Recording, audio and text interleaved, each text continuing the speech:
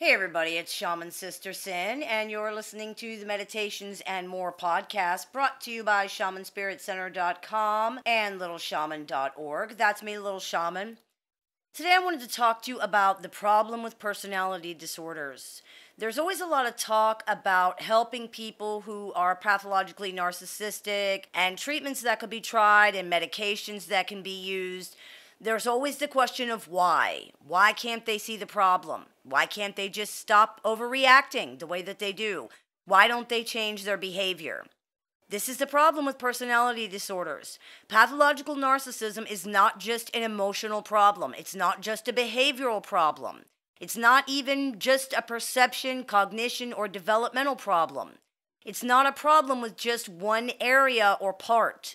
The personality itself is disordered. The whole identity personality structure is dysfunctional and maladapted. Literally, the way they think is dysfunctional. If we think of the personality as a vehicle, like a car, think of the auto recalls that you have seen in your life. It's usually things like the braking system is faulty or the airbag system has a bug in it. It's a problem with one part of the vehicle. With a personality disorder, the metal that the entire car was created from has been compromised. It's not just a problem with one part or one system or one function. The entire thing has been affected. This is one of the reasons narcissistic people often don't seek help for their actual problems. They don't see them. They may go to therapy for depression or anxiety. They may go because they believe they are the victim of abuse in relationships, and they may go because other people insist, but they generally don't go to therapy or seek help because they see the real problem. This is how it's always been. It seems normal to them. They don't see the problems that other people see. If you heard voices in your head for your entire life, you would not just wake up one day and think, geez, that's odd. Why do I hear voices? That would be normal for you. If someone else told you that they didn't hear voices, instead of thinking that you are odd or you have a problem, you might think that they are the ones who are odd or they are the ones that have a problem. If someone told you that hearing voices is abnormal, that would be super hard for you to understand. That's kind of how personality disorders work. People with a personality disorder often do not realize there's a problem with the way they think or perceive things, even when it has been repeatedly pointed out. In the case of pathological narcissism, the personality has been structured in such a way as to keep threatening information and feelings away. In order for narcissists to realize there's a problem with the way that they think and perceive things, they would have to accept this threatening information and the feelings attached to it when it's presented to them. Since their entire personality has been structured in such a way as to keep threatening information away from them, you can see the problem here. Even if that could happen, though, there's still another problem. If you say to somebody everything you think, the actual way you process and perceive information, all the conclusions you're coming to, it's all wrong. Now what? It would likely require the person to think in a brand new way about everything. This is extremely difficult even when someone does not have a personality disorder. And even if they could do that, their perception is affected and skewed. How can somebody use flawed perception to find the flaws in their flawed perception?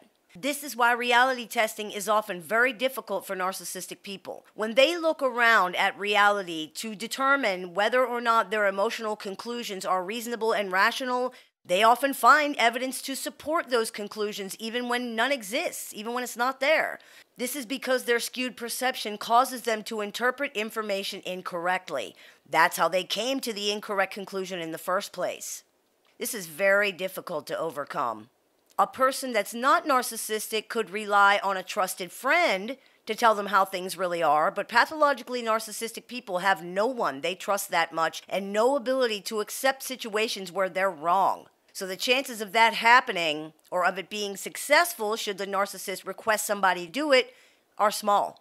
Even if they requested that someone help them in this way or call them on their behavior, and this is not unheard of, believe it or not, narcissists often perceive feelings as facts and as evidence. Therefore, when you are arguing facts, it feels to them as if you're trying to talk them out of their feelings. This can be experienced by them as manipulative and abusive on your part. it's doomed from the start either way. For example, a narcissistic person might say they want to be a healthier person and ask you to call them out if they sneak a cigarette after they quit smoking. However, if you do that, you will likely be told that you're controlling or in any other manner of negative things. Why? Because when they said that, they wanted to be healthier, but right now they want to smoke. You're trying to stop them from what they want to do, so you are hurting them or are otherwise bad in some way.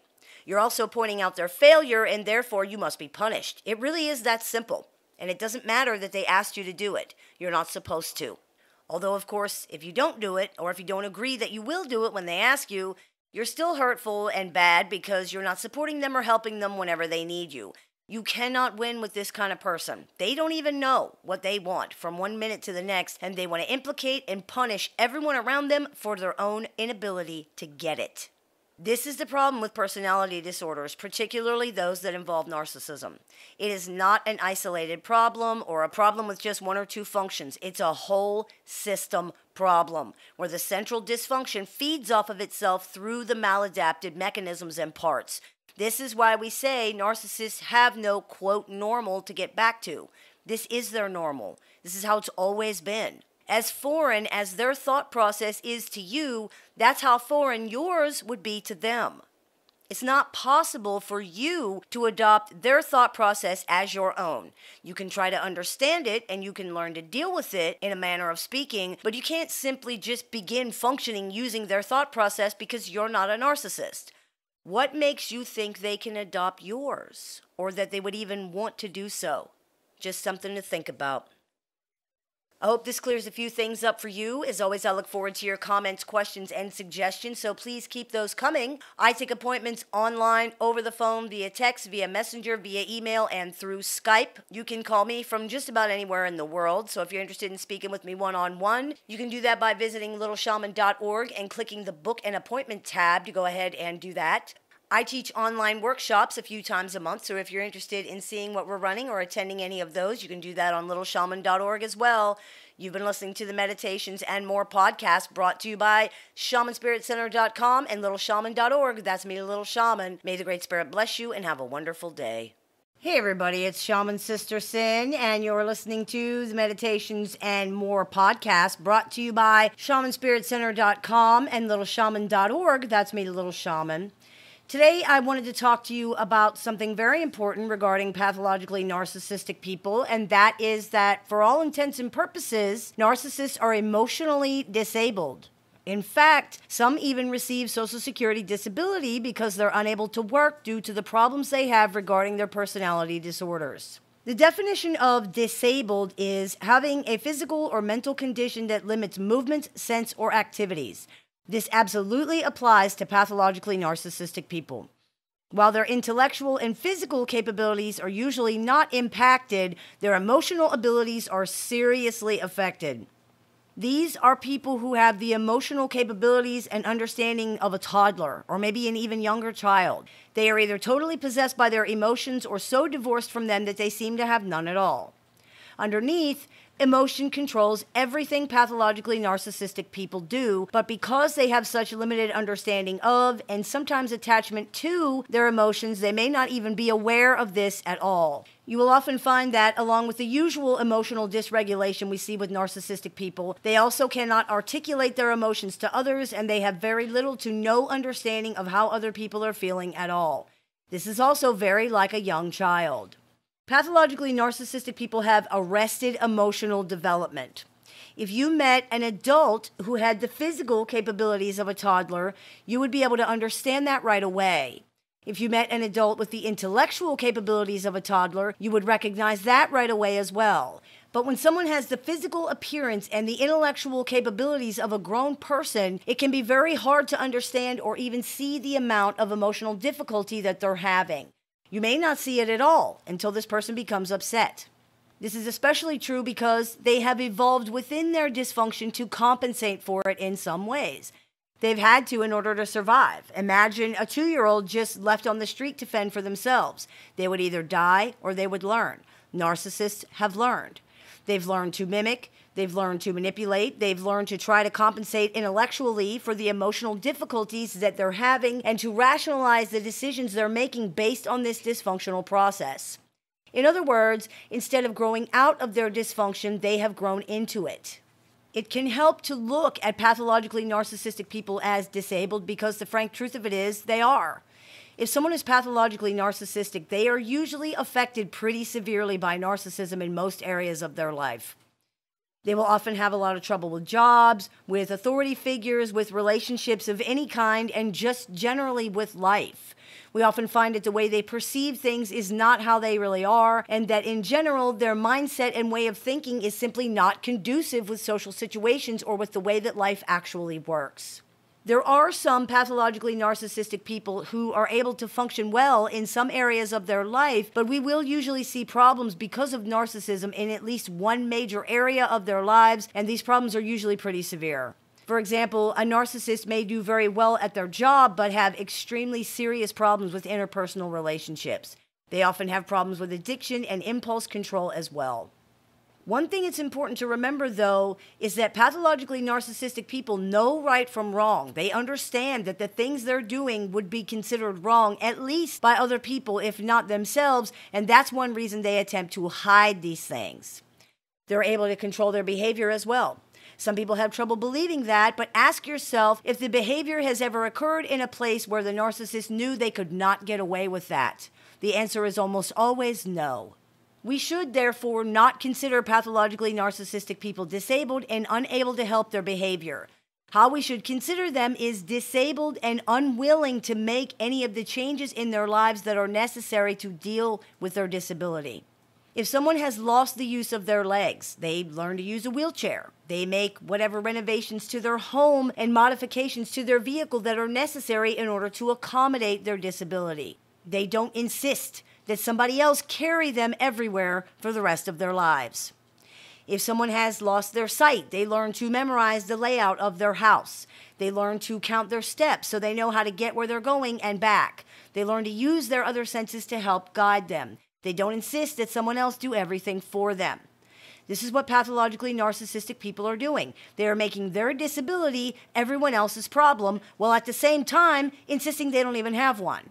They insist everyone make all these allowances and special rules for them and their unacknowledged disability, while at the same time claiming they're not the ones with the problem.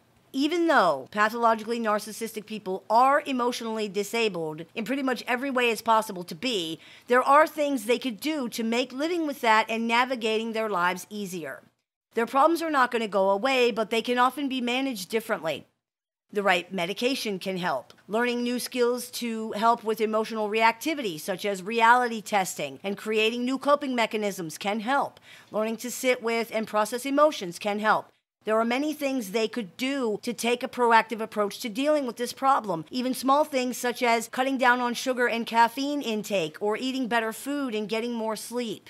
It won't cure their narcissism, but it can help with managing their behavior. However, most of them refuse to even acknowledge that there's a problem at all in any real way, so nothing ever changes. And make no mistake, it is a refusal, because inside of themselves, they generally know that something is wrong. They may even admit this or make allusions to it. Facing this head-on is not impossible for them, but it can be extremely unpleasant and frightening, so they simply refuse to do it. They continue to go through life without the ability to walk, insisting that others need to carry them. There's no way to help a person who does not want to help themselves, and excusing their behavior or rescuing them only makes the problem worse. If narcissistic people refuse to do the things they could do in order to manage a problem, there's nothing anyone else can do. It is not up to everyone else in this person's life to make changes and accommodations and allowances for them when they won't even do the bare minimum for themselves. All you can do is make sure you understand the situation so that you can be sure you are not making things worse on yourself. I hope that clears a few things up for you. As always, I look forward to your comments, questions, and suggestions, so please keep those coming. I take appointments online, over the phone, via text, via messenger, via email, and through Skype. So if you're interested in speaking with me one-on-one, you can do that by visiting littleshaman.org and clicking the Book an Appointment tab.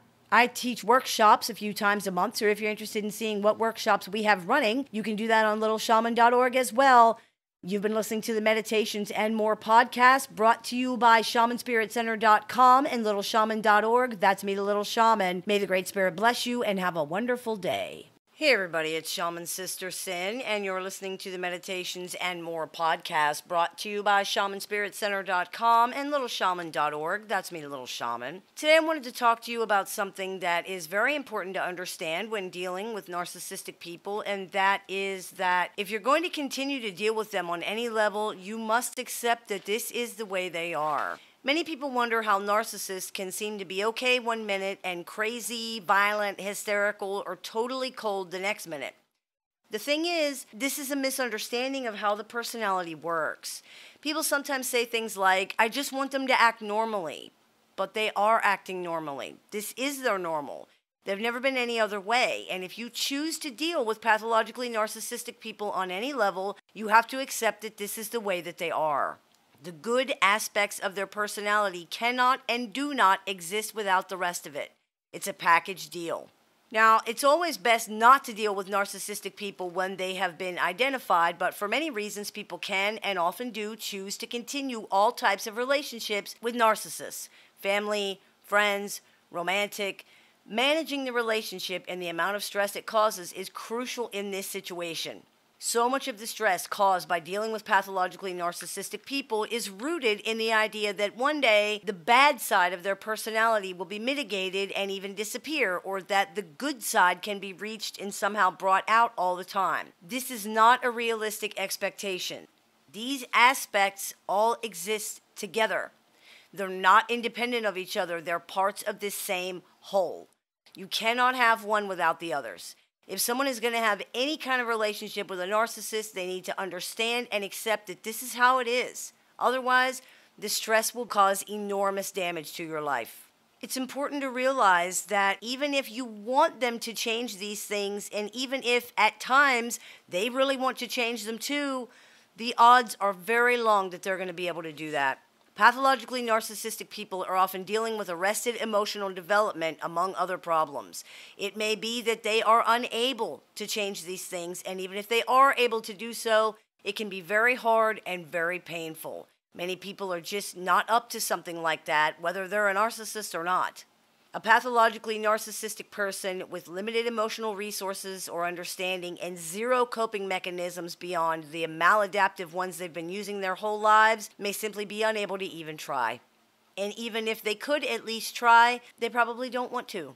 They know only their ways to get their needs met, and the idea of giving these up is like trying to learn to breathe through your ears. The goal of the pathologically narcissistic person is protection of the self, not healing. Because as humans, we must hurt in order to heal, this goes against their prime directive. The fact that such obsessive protection would no longer be necessary if they could in fact heal is information without meaning. A life where such aggressive protection of the self is not necessary is probably unimaginable for narcissists, and if it were imaginable, it would likely be seen as similar to having to swim through shark-infested waters to freedom with meat tied around your neck and 25-pound weights attached to your feet. In other words, too dangerous to attempt. Many just can't do it. Even if they can succeed at changing some of their behaviors, the mindset and the motivations behind these behaviors is not different. Often they simply change one manipulative or abusive behavior for another. For example, a person who was physically violent may stop being physically abusive, but start betraying the relationship in other ways. A person who created financial catastrophes may stop overspending, but create emotional crises and those type of catastrophes instead. The part of their personality that drives this behavior is not going to go away, and that's why. It's part of their personality.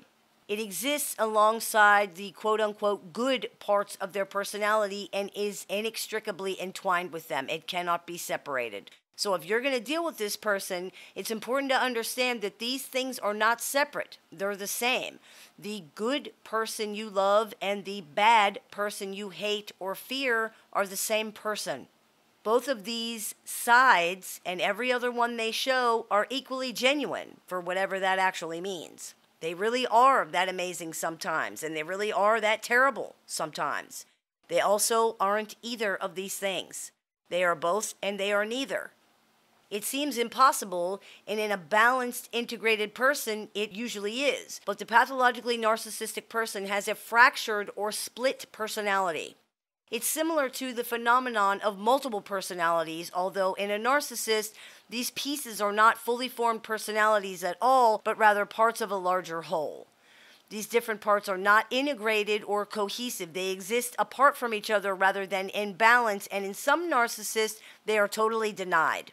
It's a Dr. Jekyll and Mr. Hyde situation, except that the narcissist is not usually unaware of the existence of this quote-unquote bad side because it's not separate. They know it's there. They're in denial of it.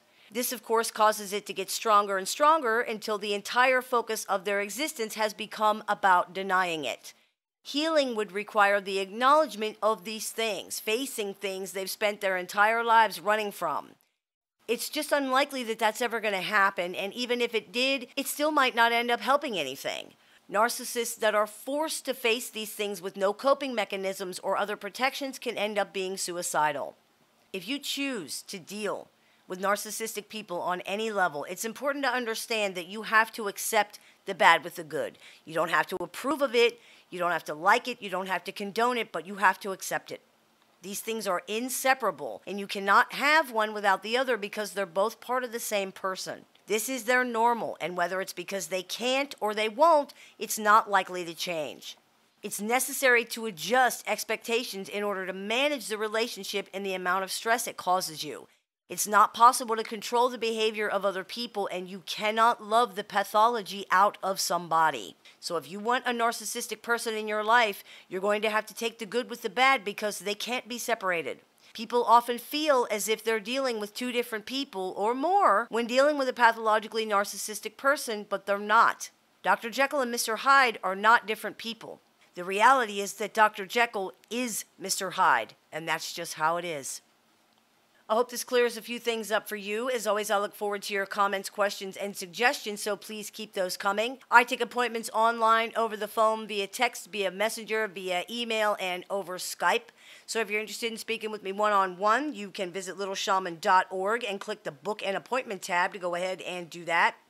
I teach workshops a few times a month, so if you're interested in seeing what we're running, you can do that on littleshaman.org as well. You've been listening to the Meditations and More podcast brought to you by littleshaman.org and shamanspiritcenter.com. That's me, the Little Shaman. May the Great Spirit bless you and have a wonderful day. Hey everybody, it's Shaman Sister Sin, and you're listening to the Meditations and More podcast brought to you by littleshaman.org and shamanspiritcenter.com. Today I wanted to talk to you about narcissistic relationships being transactional. This is something that's important to understand if you're dealing with narcissistic people in any capacity, so I thought we could talk about it on the show today. What is a transaction? Generally speaking, a transaction is a business deal. You pay your money, you get the goods. When you go into a convenience store because you're thirsty, you give the clerk money and he gives you a drink. That's a transaction. The relationship between yourself and the clerk is not emotional. You are two people who have come together because you each have something the other person wants. You want a drink and he wants money. You have money, he has a drink. You trade your money for his drink, he trades his drink for your money. The only reason either of you have entered into this brief relationship is because you have to. There's no other way to get what you want. This is how pathologically narcissistic people behave in relationships.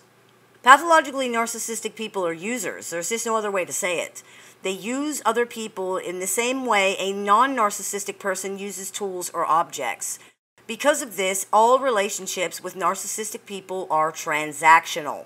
That means that the relationship must be providing the narcissist with something. If it doesn't, they will abandon it. They have no use for something or someone they can't get something from. We generally see this in all narcissistic relationships, even if it doesn't appear to be the case. Trust and believe they're getting something out of it, even if they say they aren't, and even if they don't seem to be. For example, a pathologically narcissistic person may tell you repeatedly that you have nothing to offer, that you're boring, that you're ugly, that you're no good, and all manner of things designed to make it sound like you have nothing anyone could want. And yet, they're still in the relationship. They have not left. That means they're getting something out of it, regardless of what they're saying, even if all they're getting is the feeling of superiority from running you down. That might not seem like much of a reason to stay in a relationship, and for non-narcissistic people it isn't, but for a narcissist, it could be exactly what they're looking for. This is not just something that happens in romantic relationships either. To be honest, no narcissistic behavior happens in just one kind of relationship. Pathologically narcissistic people see everyone the same. Whether the person is their spouse, their sibling, their parent, their child, everyone exists for their use. A narcissist that exhibits jealousy in romantic relationships may also display jealousy in family relationships too, such as a man who's jealous over other men getting his wife's attention, but also when his brother gets their mother's attention. A narcissist that attacks their spouse for small mistakes may also treat co-workers this same way. People who do not offer the narcissist anything are considered useless. They will often be ignored and abandoned when a better deal comes along. And deal is the correct word. It is a transaction. The narcissist does what they have to do in order to receive what they want from the other person. This can take many forms. It can be many things. They may want money, sympathy, admiration, for people to be afraid of them, for people to desire them, a punching bag they can abuse, someone they can feel superior to, the list goes on and on. What they want often has a direct effect on their behavior, which is why the narcissist may at first appear to be many things to many people. It isn't that they're different per se, it's that they want different things from different people. If they want to be feared by their spouse, they must be a tyrant at home. If they want to be admired by their coworkers, they must be charming and magnanimous at work. If they want sympathy from their friends, they must appear to be a victim. It's the same person doing all these things, and though they are different, the motive for all of these behaviors is the same, supplementing their non-existent self-worth. Pathologically narcissistic people cannot create, regulate, or sustain their own self-worth. They have to extract emotional responses from other people using various manipulations and masks, which they then convert into validation of their existence. If someone admires me, I'm good. If someone cares about me, I matter. If someone fears me, I'm powerful. This is not true self-worth because it is totally reliant on other people, but it is the closest thing a narcissistic person can get to that.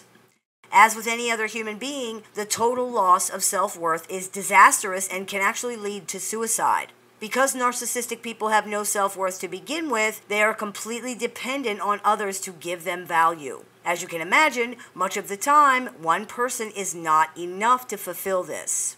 It's like filling a pitcher with a hole in the bottom. One stream going into it would probably not do very much at all. But 3 or 5 or 10 streams pouring into that same pitcher would be much better. The problem is, the hole in this pitcher is big.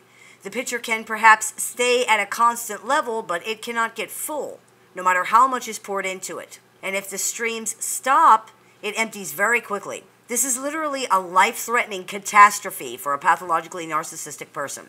If even one stream stops, this is often noticed immediately and felt very deeply. The narcissist may panic, trying to regain that stream or find another one to take its place.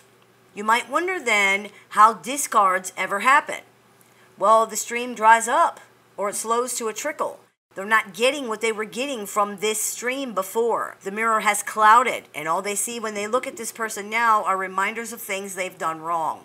They will begin to search for other streams, other sources that aren't clouded when they notice that this is happening. And when they find one, the old source is replaced and the problem is solved.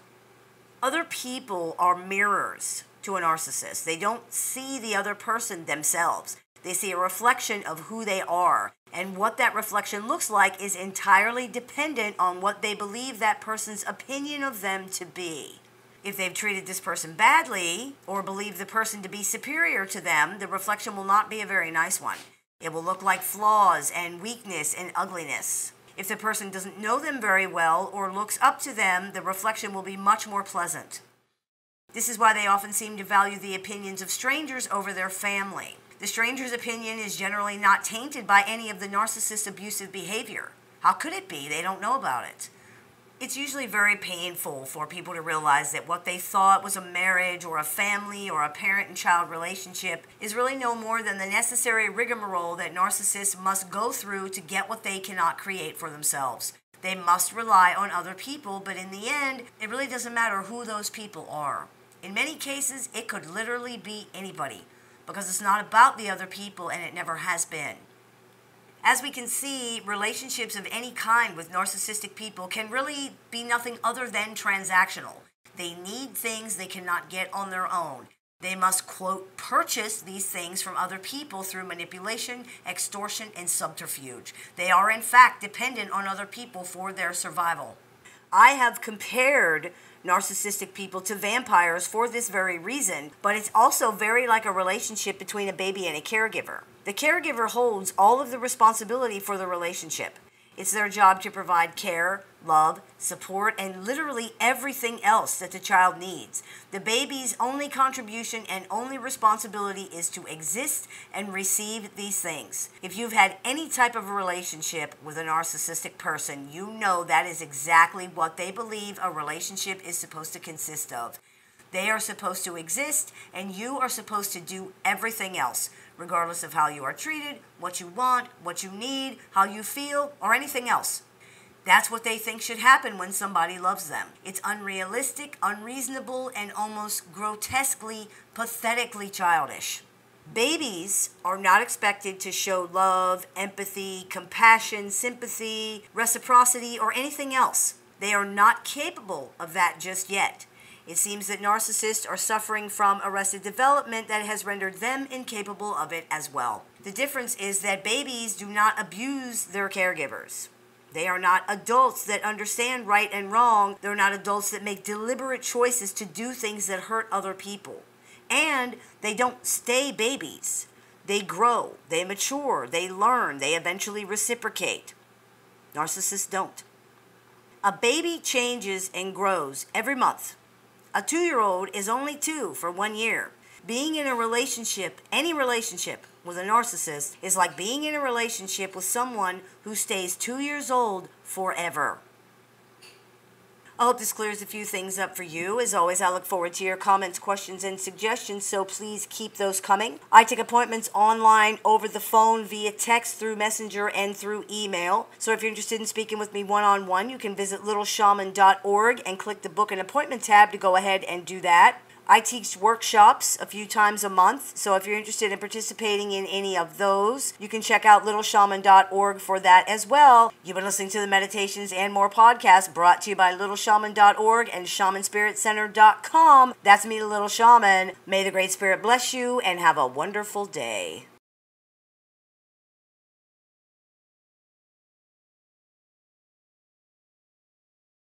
Hey everybody, it's Shaman Sister Sin, and you're listening to the Meditations and More podcast brought to you by Earth Mama's Apothecary and littleshaman.org. That's me, Little Shaman. Today I wanted to talk to you about how pathologically narcissistic people are always in survival mode. If you are dealing with a narcissistic person, this is very important to understand, so I thought we could address it on the show today.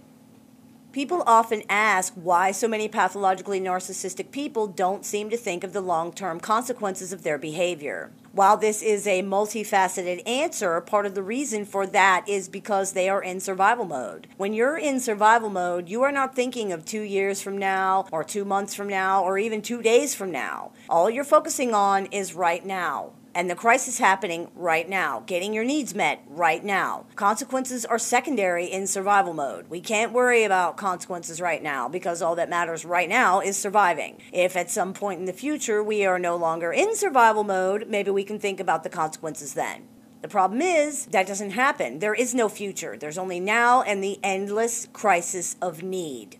People dealing with pathologically narcissistic loved ones often feel like they're stuck in Groundhog Day, where it's just the same thing over and over and over again. There's always a problem. There's always a crisis. There's always an emergency. Or conversely, there's never a crisis and never an emergency because the narcissistic person doesn't care about anything at all. The narcissist never seems to get tired of this. It's like they don't even realize it, and it's safe to say they probably don't. To them, it seems that every day is a fresh horror, filled with losses and landmines and the desperate search for self-worth and fulfillment. The focus is on just making it through day-to-day life. This is something that many of them have a huge amount of difficulty with, and their coping mechanisms are primitive at best. This is one reason why they are so results or reward-driven no matter what the cost. For a narcissistic person, the ends justify the means. They're just trying to survive. They need what they need, and anyone or anything that gets in their way is expendable. If you were starving and you needed to steal food to eat so that you didn't die, you would do that. You wouldn't care that you were breaking the law, and you wouldn't care about the situation of the person you were stealing it from. In survival mode, all that matters is your own life. This is how they see things. Their mindset is such that they have to do these things to survive, and when someone exists in that mentality, nothing is off limits. The problem is, narcissists are in survival mode, but they are not in a survival situation. There's no competition for resources, no need to fear that their survival is in question, yet they conduct themselves as if these things are true. They behave as if there are nonstop, imminent threats to their well-being, especially to their emotional well-being. It's not unlike the particular type of food aggression that we see in dogs that have been neglected and starved. This is not the only cause of food aggression in dogs, of course, but it is a legitimate one. If a dog was in an abusive situation long enough, he will have learned that food resources are not stable or reliable. Food might be available now, but it could become scarce at any time, and this puts the dog's survival in jeopardy. Because of this, he will gobble any food he's given or that he finds as fast as possible, and if someone tries to take the food away, the dog will growl and he will bite in order to protect his resource. This dog is in survival mode. He doesn't know when or if his next meal will ever come, so he feels an urgency and an anxiety about food all the time. He has learned that he cannot trust in a reliable source of food, therefore he secures as much as he can, as fast as he can, and if anyone interferes, even people that he loves, they will be dealt with aggressively. Another dog that tries to eat the food or dares to even come near it will be attacked or maybe even killed. This is how the dog attempts to cope with what he has learned about life. Survival mode takes over so that his needs can be met. He's attempting to protect and secure his resources because he doesn't know if he's ever going to have them again. Humans are not all that different from this. We learn things the same way, and we are imprinted by previous experiences the same way, especially early ones. Narcissists don't know when or if their needs will ever be met, and they believe they are helpless to attend to those needs on their own, so they feel a continuous urgency and an anxiety about their needs all the time. Their constant focus is, what about me? For whatever reason, early on, they seem to have learned that they cannot rely on other people to care about them, and they have compensated for this by focusing exclusively on their own needs, to the exclusion and the detriment of everything else, in the panicked belief that not to do so means these needs will never be met. This results in narcissistic people attaching astronomical importance to their own needs and perceiving any deviation from this as an attack and a rejection. Unable to attend to their own needs, they insist that others attach the same importance to their needs that they do. When this doesn't happen, it reinforces the idea that they are in a fight for their survival. No one will care about me if I don't care about myself. No one will care about my needs if I don't make them care. No one will recognize my needs if I don't force them to recognize my needs. Of course, in a healthy relationship of any kind, this is not necessary. However, the pathologically narcissistic person generally does not recognize this. They are locked into a certain way of being, a certain mode of operation. They know no other way to be, and to abandon that would be tantamount to saying their needs don't matter at all. For most narcissists, the only way they see out of survival mode is death. The idea that there is another way to live is totally foreign to them. It's like if someone was trying to tell you to breathe through your ears. It sounds preposterous, and more than that, it sounds impossible. To the pathologically narcissistic person, it also sounds like a trick. You're trying to get them to stop focusing on their needs so that their needs are not met. Now, it seems easy enough to fix this, right? Just show them that they're not in a survival situation and that they're safe. Poof, survival mode disengaged. But it's not that easy. All facts that support positive interactions with people are either twisted, reframed, or ignored by the narcissist's perception and the way that their mind works. All facts that support negative interaction and threats to survival are maximized, misperceived, and exploited. This is what happens when someone is hyper-focused on their own needs and is unable to focus on anything else. Everything is perceived as being about or to or because of themselves. There's also the matter of being unable to attend to their own needs. This is a cause of huge anxiety and alarm in pathologically narcissistic people. Again, we can look to our example of the abused dog. He cannot secure his own source of nourishment. He must wait for someone to give it to him. If he could get out of his cage, perhaps he could find his own food, but this is beyond his ability. He must simply wait, pathetically at the mercy of other people's whims. It is the same for the pathologically narcissistic person. If they could get out of the, quote, cage of their defense mechanisms and circular logic, perhaps they would realize that they can do things like self-soothe and create self-worth on their own for themselves. But for whatever reason, they cannot get out. They feel that they're like that abused dog, waiting for someone to bring whatever scraps they feel like throwing. And more often than not, in the narcissist perception, no one comes. They are resentful of this, and even more resentful of the fact that they're relying on other people in the first place. The very fact that this has to happen underscores and accentuates their perceived weakness. If you are dealing with a pathologically narcissistic person, remember that you are likely dealing with someone who believes they are in a daily struggle for survival, who believes they are in resource competition with any and everybody around them, and who is mightily resentful of this fact. They believe that everything they do is justified because of these things. When you are just trying to survive, how can you be blamed for anything that you have done? How could you do any differently? And for the narcissistic person, everything leads back to survival. Their manipulations, their lies, their rage, their false self, everything. This is why everything is such a big deal. Even stupid things that appear to have no connection to survival at all are very significant to the pathologically narcissistic person. Every time they are told no or denied anything, it reinforces the idea that they are in this alone and must fight tooth and nail for everything they get against a world that is literally trying to kill them. Every time they are asked to consider another person, it reinforces the idea that they're unimportant and worthless. Every time someone will not buy into their projections and their false image, it reinforces the idea that they are too damaged to be loved or to matter. Small things have huge implications in the mind of the pathologically narcissistic person. The fiction that they depend on is so fragile that even the tiniest thing could upset the whole structure, and down it goes. This is something that represents literal death in the mind of many pathologically narcissistic people, and something they will avoid at all costs. If you are dealing with a narcissistic person, realize that the stakes are very high for them in everything. This is not a game where they can allow any other winner but themselves. If Fox is chasing Rabbit, who's going to run faster? Rabbit, because Fox is only running for his dinner. Rabbit is running for his life.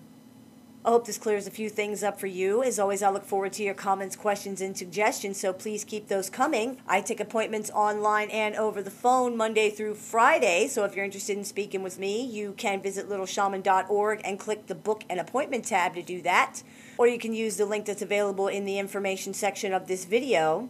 You've been listening to the Meditations and More podcast brought to you by littleshaman.org. That's me, the Little Shaman. May the Great Spirit bless you, and have a wonderful day. Hey everybody, it's Shaman Sister Sin, and you're listening to the Meditations and More podcast brought to you by Earth Mama's Apothecary and littleshaman.org. That's me, Little Shaman.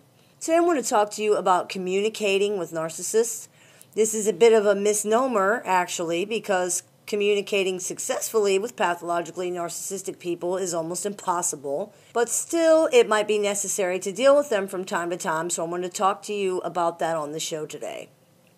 Trying to communicate with pathologically narcissistic people, especially when they're actively upset, is a nightmare. It's frustrating, it's painful, and more than that, it's usually pointless. Conversation goes in circles and doesn't seem to ever progress or move forward at all. Issues are not resolved, problems are not solved, and things are often made worse, not better. People become trapped in a cycle of defending, explaining, and chasing the narcissist for validation, trying to prove to the narcissistic person that they're mistaken about whatever it is that they believe or that they're saying. This cycle characterizes the relationship with the narcissist. The victim is forever chasing something they will never get, or if they do get it, they will not be allowed to keep it. Just as they feel validated, the rug will be ripped out from under them once again. The key to understanding how to communicate successfully with pathologically narcissistic people is to remember that, frankly, you can't. They're not like other people, and so the tools you would normally use to communicate with non-narcissistic people generally will not work with them. Rationally explaining or talking about your feelings will get you nowhere with a narcissistic person. They don't care. They're not listening. All they can hear or care about are their own feelings. This means that successful communication with pathologically narcissistic people looks different than successful communication with non-narcissistic people. Successful communication with pathologically narcissistic people means not allowing yourself to be triggered or to become upset. If you can get through the conversation without doing that, it's a success.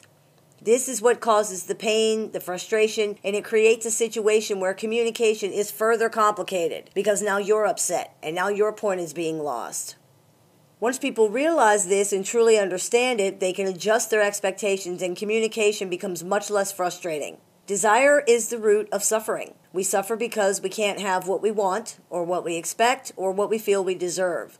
When you realize that you're not going to get what you want from the situation, the suffering is alleviated because the desire has been addressed and the situation has been accepted. Dealing with narcissistic people in general becomes much less painful when you can accept them for what they are and create expectations of the situation and of the person that are realistic. Accepting them for what they are doesn't mean condoning their behavior, so let's be really clear on that. The behavior is not acceptable. Accepting narcissists or anybody for who they are means that you understand the full reality of the situation. It means you stop holding on to the fantasy that things are going to just magically change and this person's suddenly going to understand or care how you feel. The chances of that happening are extremely low.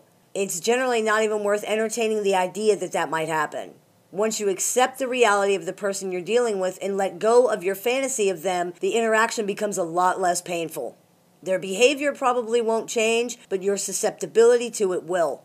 They're only able to hurt you because you want and expect them to care. You desire them to care, and you suffer because they don't.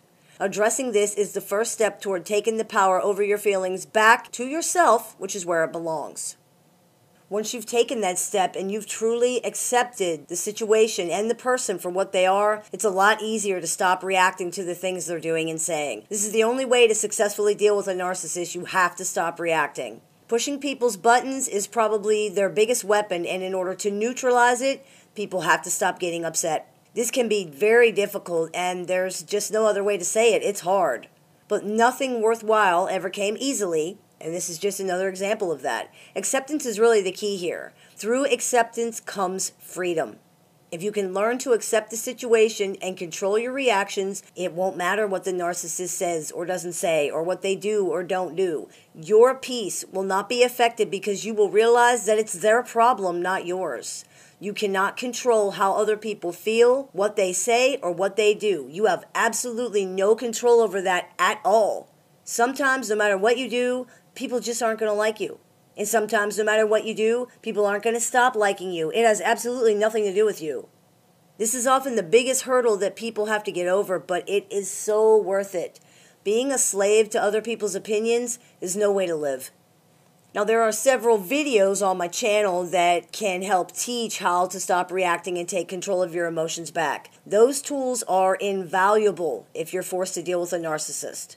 However, it isn't just acceptance of the narcissistic person that is necessary. Acceptance of the self is necessary too.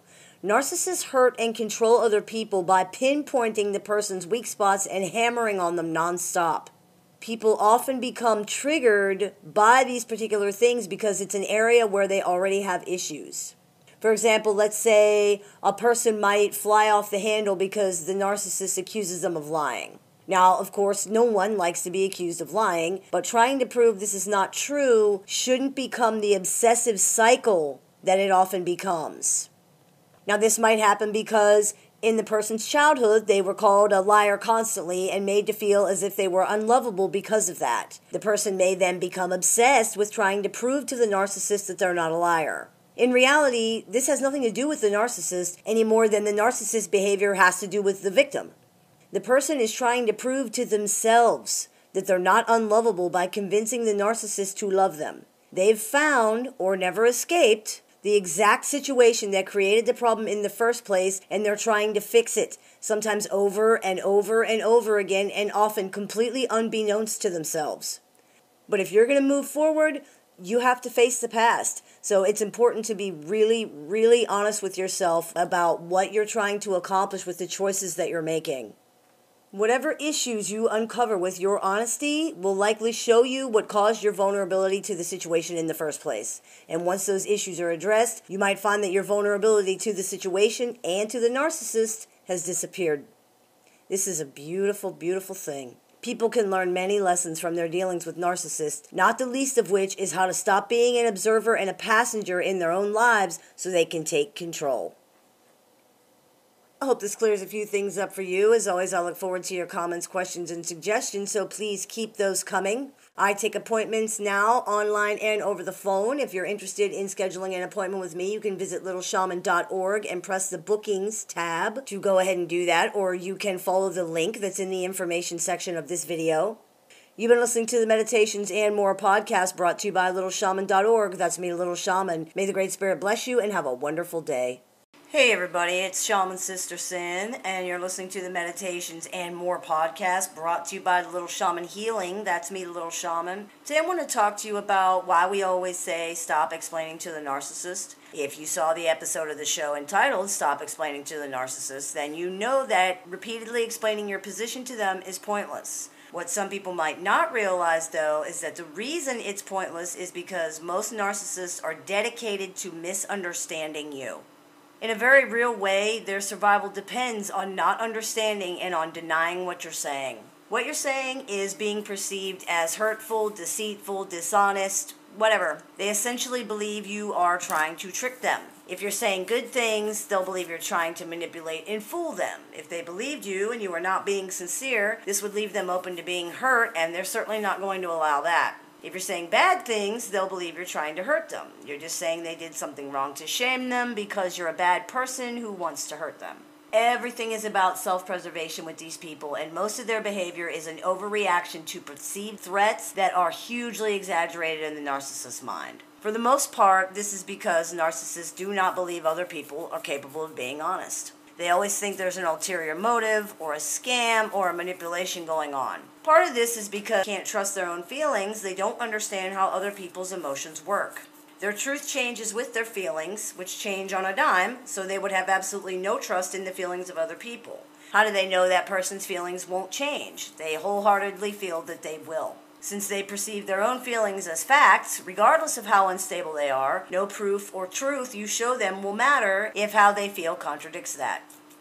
For example, if the narcissist hates themselves right now, nothing you say or do will be perceived as anything other than hateful. Doesn't matter what it is, doesn't matter what you do, doesn't matter what you say. If the narcissist believes they're the greatest thing that ever lived right now, everything you say and do will be perceived as echoing that sentiment. Your actual motives or feelings are not going to be considered here.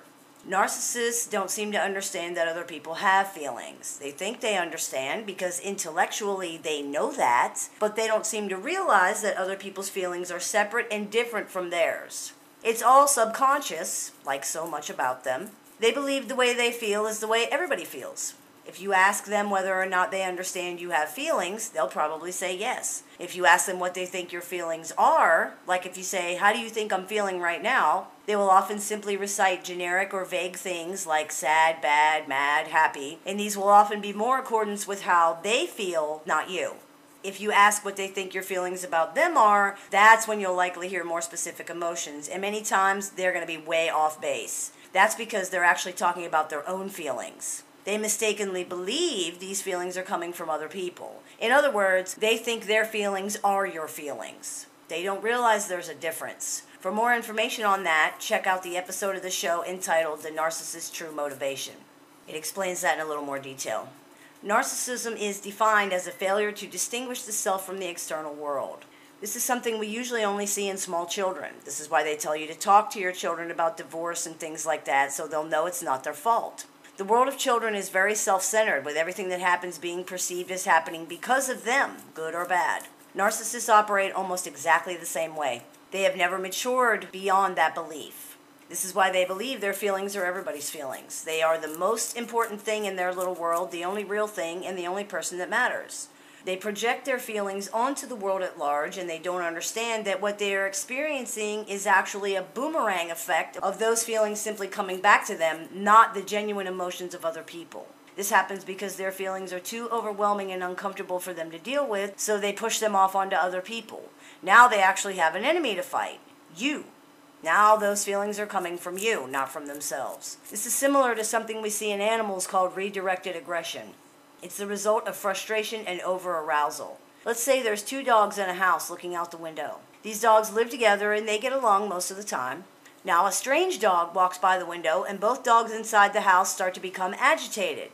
The longer the strange dog is out there, the more agitated and frustrated the two dogs in the house become. One dog at the window bumps up against the other dog in their excitement and suddenly a fight breaks out. Why did this happen? Because anytime there is agitation or over-arousal, aggression can follow because of the pressure that causes, and it will usually find the most convenient target. In the case of the narcissist, that's you. You are not the cause of the over-arousal or the upset. They're beating themselves up with internal abuse nonstop regardless of what's going on. However, you're going to be the one they lash out at because of it. Why? Because you're there. You're a convenient target. They have redirected their aggression and hurt at you because there is nobody else. The pressure and frustration from this internal abuse that they heap on themselves is so severe that they have to release it somehow. It comes out in many ways. Aggression can take many forms from covert to blatant. Ignoring somebody, spreading lies about them, spending recklessly, nasty sarcasm. These things are all aggression. But the target is always somebody else. Regardless of how it comes out, the target is always somebody else. We see the same thing with a man who cannot strike back at his boss at work, so he abuses his wife. She may then abuse the children, who may then in turn abuse the pets or other children. This is redirected aggression. The difference is that the narcissist's, quote, enemy is internal and largely fictional. The people in our example know that they're redirecting their aggression to someone who doesn't deserve it. The narcissist experiences the world differently and does not believe that. This is why they're closer to the animal analogy than the human one. The dogs are simply fighting to release the frustration and pressure. There's no understanding about who deserves what. They're simply reacting to overwhelming feelings and attacking the nearest thing to let the pressure off and get some relief from it. This is how most narcissists operate.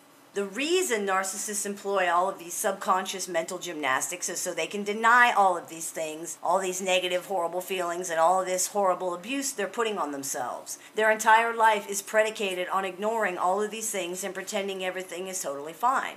Better than fine, in fact. This is the fabled false self we often hear about with narcissism. That false self is the only barrier between themselves and the truth, and it's flimsy even at the best of times. Behind that barrier is every ugly, worthless, despicable thing they live in fear that other people will see.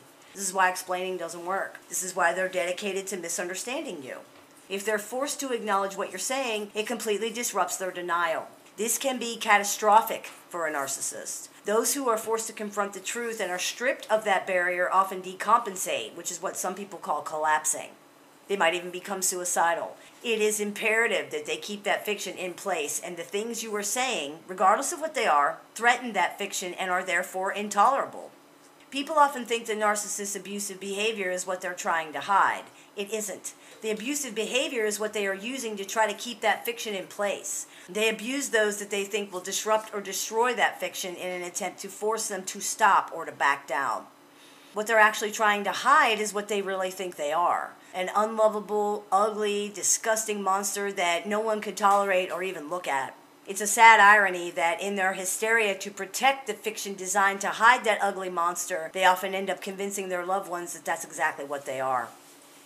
I hope this clears a few things up for you. As always, I look forward to your comments, questions, and suggestions, so please keep those coming. You've been listening to the Meditations and More podcast brought to you by Little Shaman Healing. That's me, Little Shaman. May the Great Spirit bless you and have a wonderful day.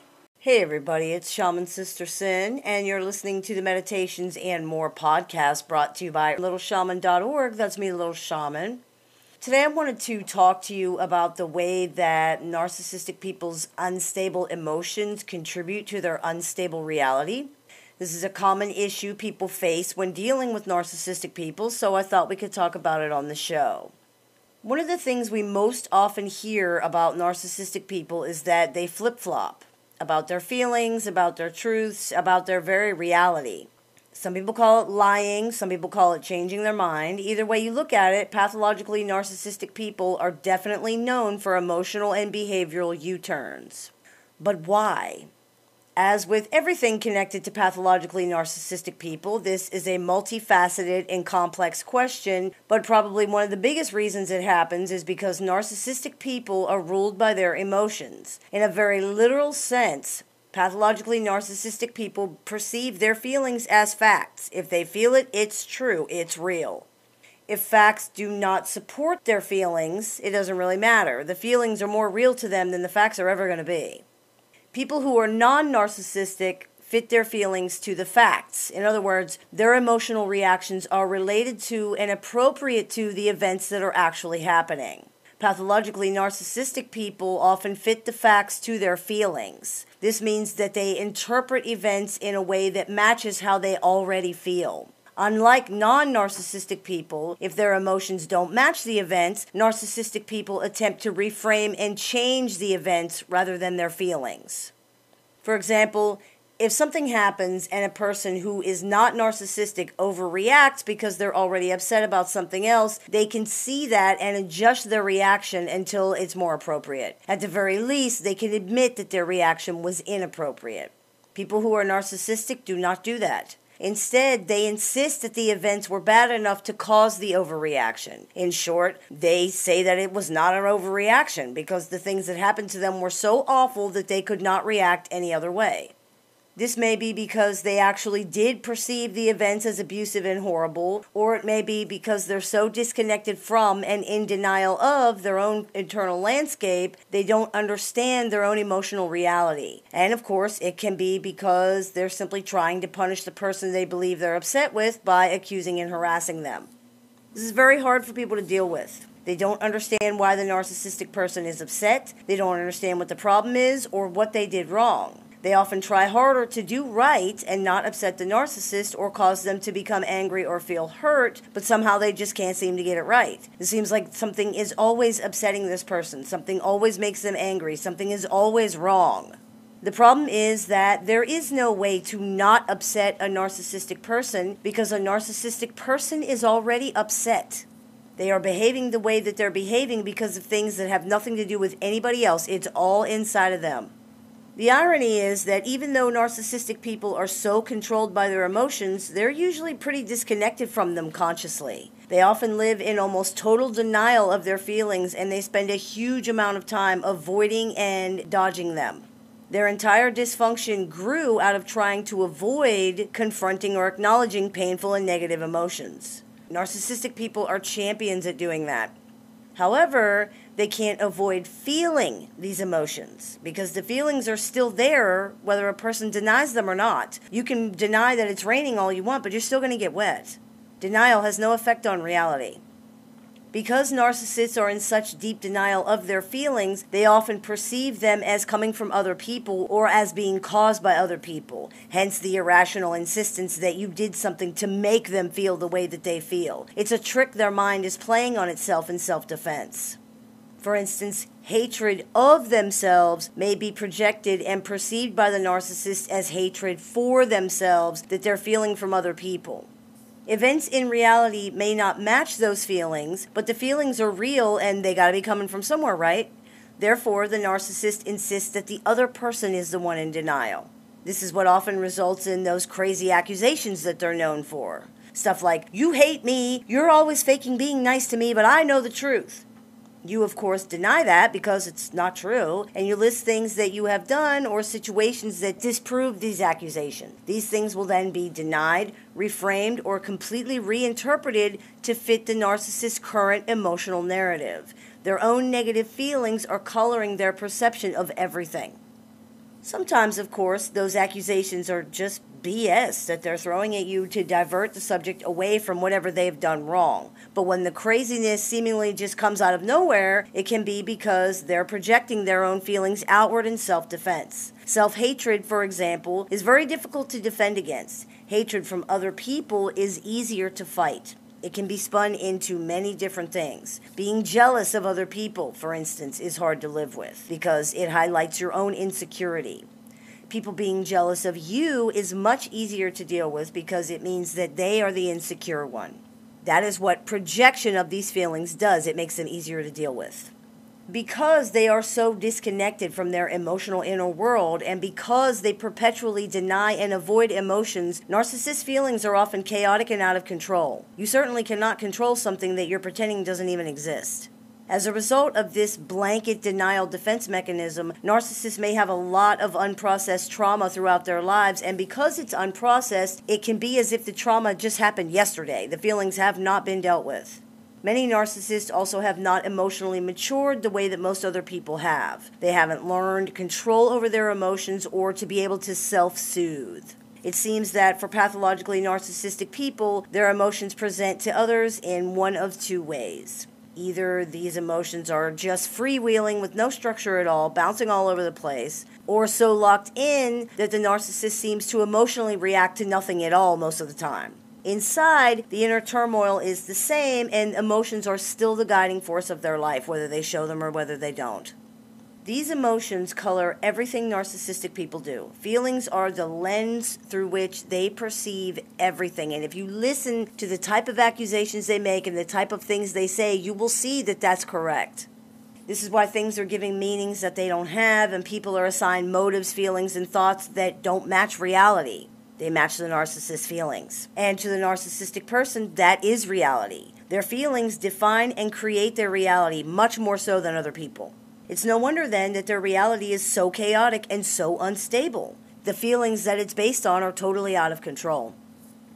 I hope this clears a few things up for you. As always, I look forward to your comments, questions, and suggestions, so please keep those coming. I take appointments online and over the phone Monday through Friday, so if you're interested in speaking with me, you can visit littleshaman.org and click the book and appointment tab to go ahead and do that, or you can use the link that's available in the information section of this video. You've been listening to the Meditations and More podcast brought to you by littleshaman.org. That's me, Little Shaman. May the Great Spirit bless you and have a wonderful day. Hey everybody, it's Shaman Sister Sin, and you're listening to the Meditations and More podcast brought to you by littleshaman.org. That's me, Little Shaman. Today I want to talk to you about the games that narcissists play.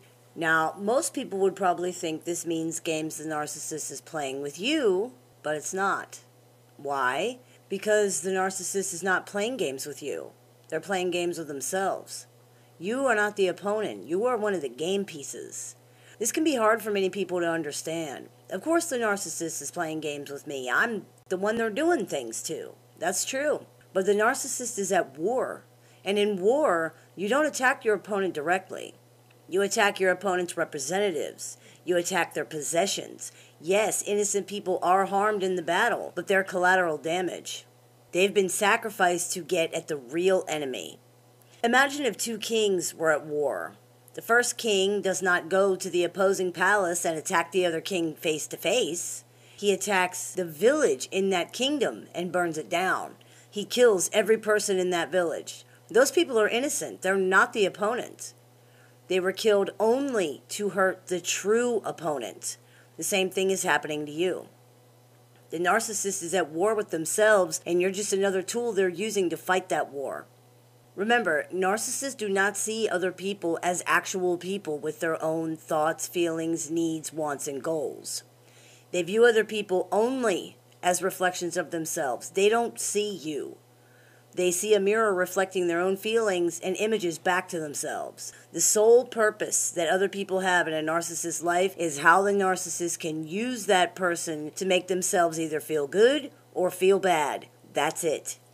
The games they seem to be playing with you are really games they're playing with themselves, because the goal or the point of their behavior has nothing to do with you. You are just a tool being used to create whatever they're trying to create within themselves. How this manipulatively horrible abuse affects you is not considered or even acknowledged. It just doesn't matter. This is why we say you shouldn't take it personally. To put it bluntly, it's not about you, and it never will be. In order for the narcissist to make it personal, you would have to be seen as a person. It just doesn't work that way. It is perhaps impossible, though, to really understand this unless and until someone truly understands that pathologically narcissistic people don't see other people as people, but as objects. They know you're a person the same way they know a lamp is a lamp and a cat is a cat. But emotionally, there's no understanding, there's no connection there. The fact that you're a human being is just information with no actual meaning for them. It's a categorization, and that's all. Bob is a person means the same to a narcissist as this is a table, this is a chair means to you. There are no emotions attached to these things. They're just things. All the feelings they seem to have for or about you, both good and bad, are really just projected feelings for or about themselves. And if you examine them even a little bit, you will see that. You as an individual human being do not exist to the narcissist. You are a container for emotions they can't handle. They don't love you. They love the way you make them feel. They don't hate you. They hate themselves and need someone to take it out on. You're not important enough for any of these emotions to apply to you. You are the stage dressing in the never-ending play that they're performing. And contrary to popular belief, you're not the audience. They are their own audience. The performance is for themselves. You are just a prop that makes it more believable. They will manipulate you, arrange you, place you, and remove you as the script demands, and not one thought will ever be spared for how this affects you because you're an object with no feelings. When you use your car, for example, you don't think about how it feels to be driving or whether it wants to go on a trip. That would never cross your mind. That would be silly. You get in the car and you go where you want to go. This is similar to how a narcissist views other people. Now you might think, but the narcissist does seem to at least acknowledge my feelings. They are constantly accusing me of being angry or hating them or things that have to do with my feelings. They must know I have them. They do, but this information is only understood as far as how it pertains to them and no other way. Remember, feelings control pathologically narcissistic people. Your feelings are important only because of how they make the narcissist feel. Feelings that you have that don't affect them do not matter at all. They won't even be noticed. How your feelings make you feel is not important or even considered. You pay attention to how much gas your car has, right? But not because you care about how your car feels or what your car wants. You pay attention to how much gas your car has because if you run out, you can't get to where you want to go. You care because it affects you. If your car stops working, you can't use it anymore, so anything that happens which will affect that is going to be important. This is how your feelings matter to a narcissist. It really is an alien way to look at things, and it's often very difficult for people to understand because most people aren't like that. Most of us don't see others as objects. We understand that people have feelings, and we do care. Narcissists do not. It's just not the way they operate. They have no empathy, no understanding of other people's feelings. The games that seem to be about wearing your self-esteem down or making you seem crazy or hurting you or gaslighting you or anything like that are not really about that at all. They're about making the narcissist feel better. The games that seem to be about accusing you or hating you aren't really about that either. They're about making the narcissist feel bad. Haven't you ever noticed that none of it really seems to have anything to do with you personally? It's all just a bunch of crazy stuff you would never do or never said or that never happened. That's because it's not about you. It's about them and their feelings. It's not about anything you're doing or didn't do or did do or whatever. It's very crazy making. This is why so many people say things like, well, somehow I lost a game I never even knew I was playing. Well, you didn't lose because you're not playing. You are not the other player in this tennis match from hell. You are the ball. This is the reason you can't get through to them or make them understand your side or your feelings, your opinions, or anything else about you. It's a waste of time.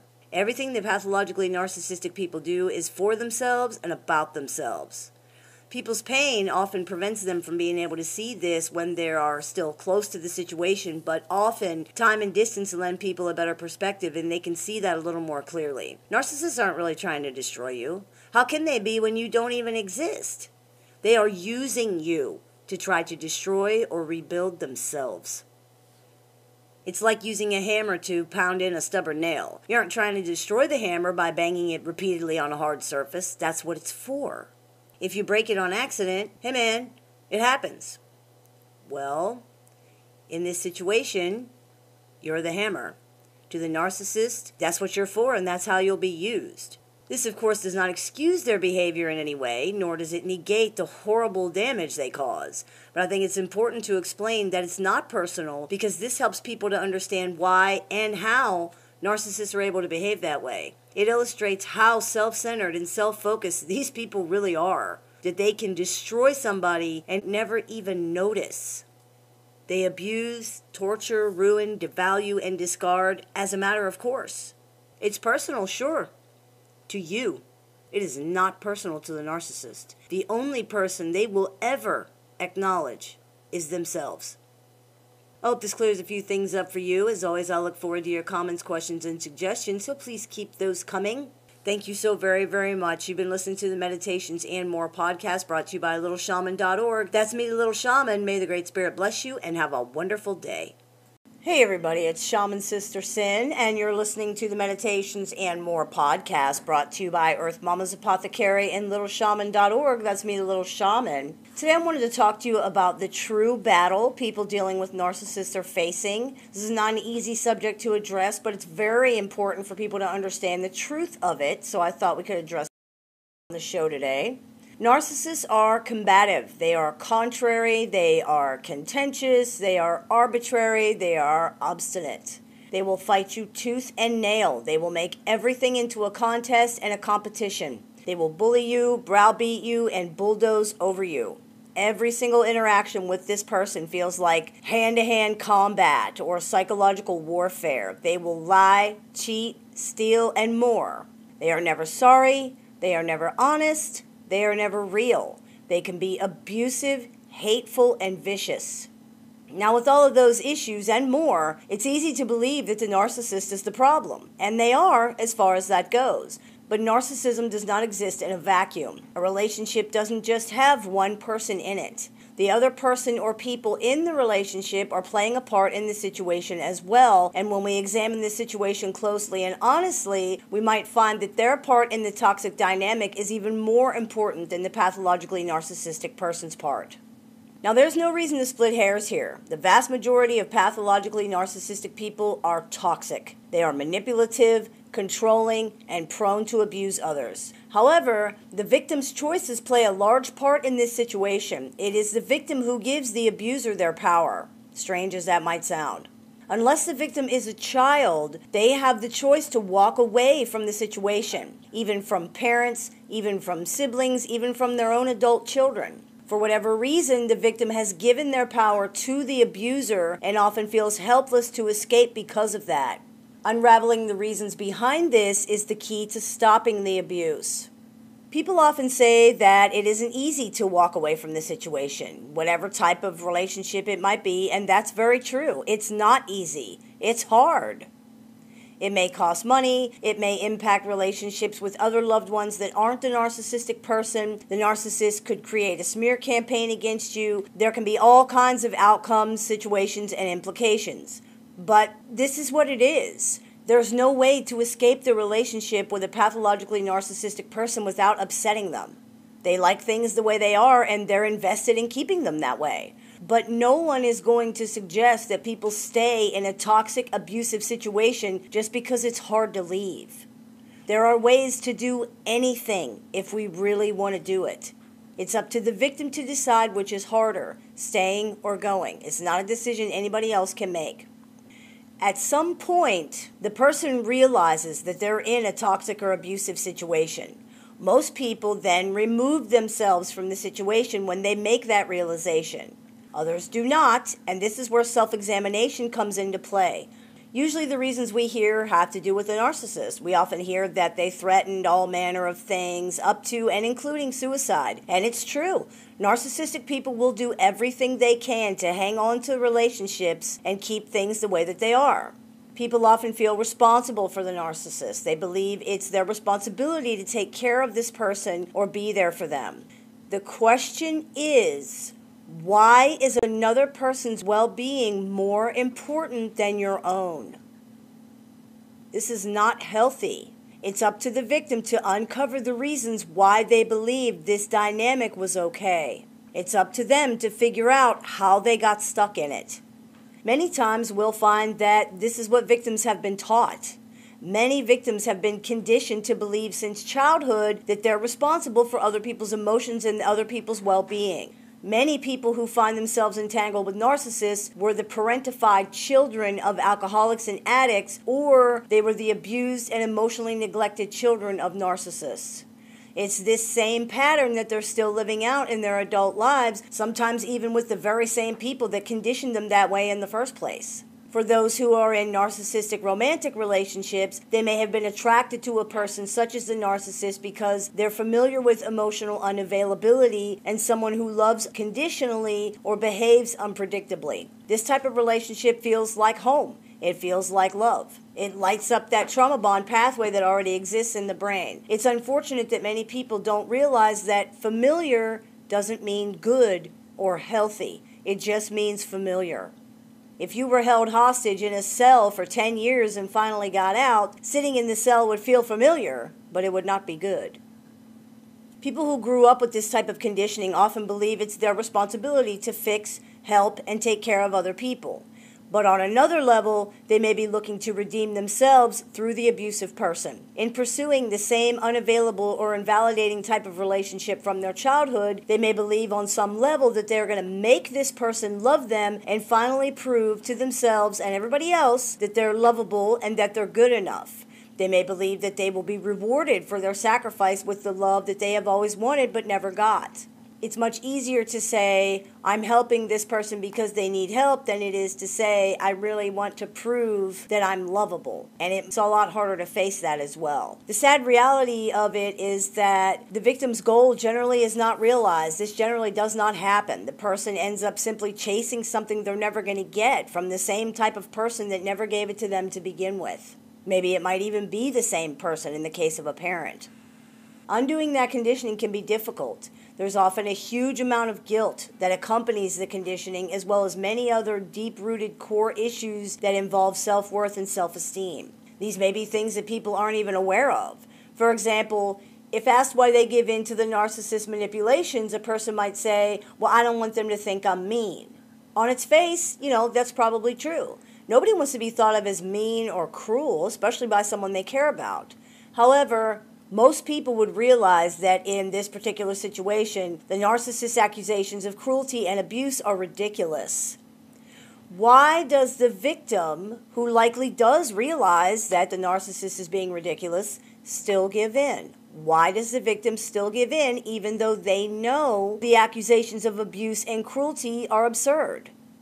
Maybe behind the desire to not be thought of as mean lurks the fear that they will not be loved or that they'll be abandoned if they don't give the narcissist what they want. Maybe the victim is carrying around unnecessary guilt that's not even attached to this situation, but that is affecting their decision making. There's all kinds of things that it could be. But the bottom line is that we react to things the way that we do for our own reasons and because of our own stuff.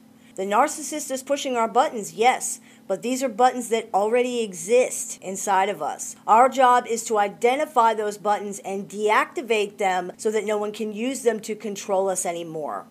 Doing this can be painful, sometimes extremely painful, and it can be difficult. Getting beyond these things to make the decisions that are best for you is a huge fight in and of itself, but it's necessary in order to take care of yourself correctly. This is the biggest battle you will face in your journey, the battle with yourself and your own feelings.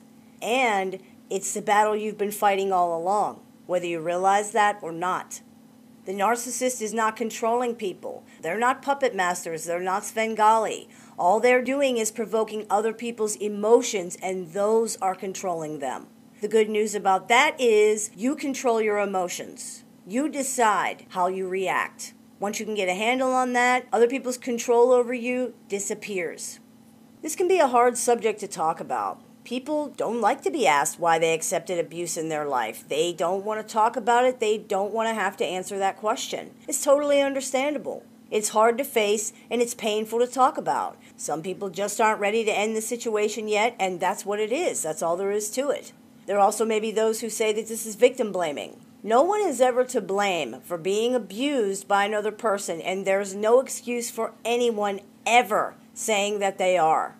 However, people can only run from the truth for so long. If the victim does not confront their own reasons for remaining in the situation at some point, they're likely going to find themselves back in the same situation again sooner or later.